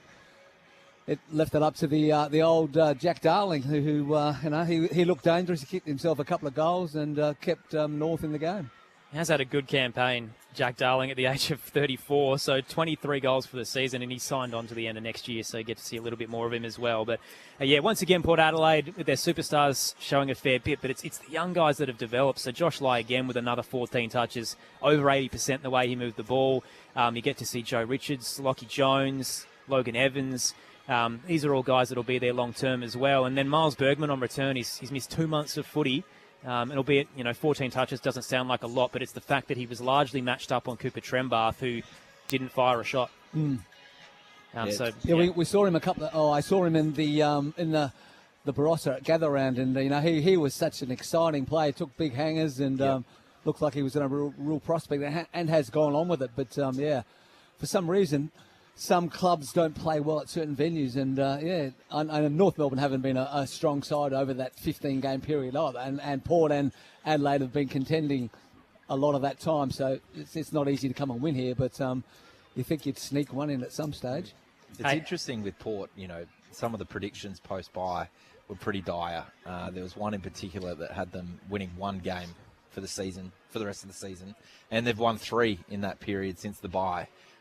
So, a lot of talk about the draft picks that they need, next year for Dougie Cochran and then, the Salopek and Pilot and things like that the season after. But what you are seeing here is a team that's learning how to win, learning how to play a system.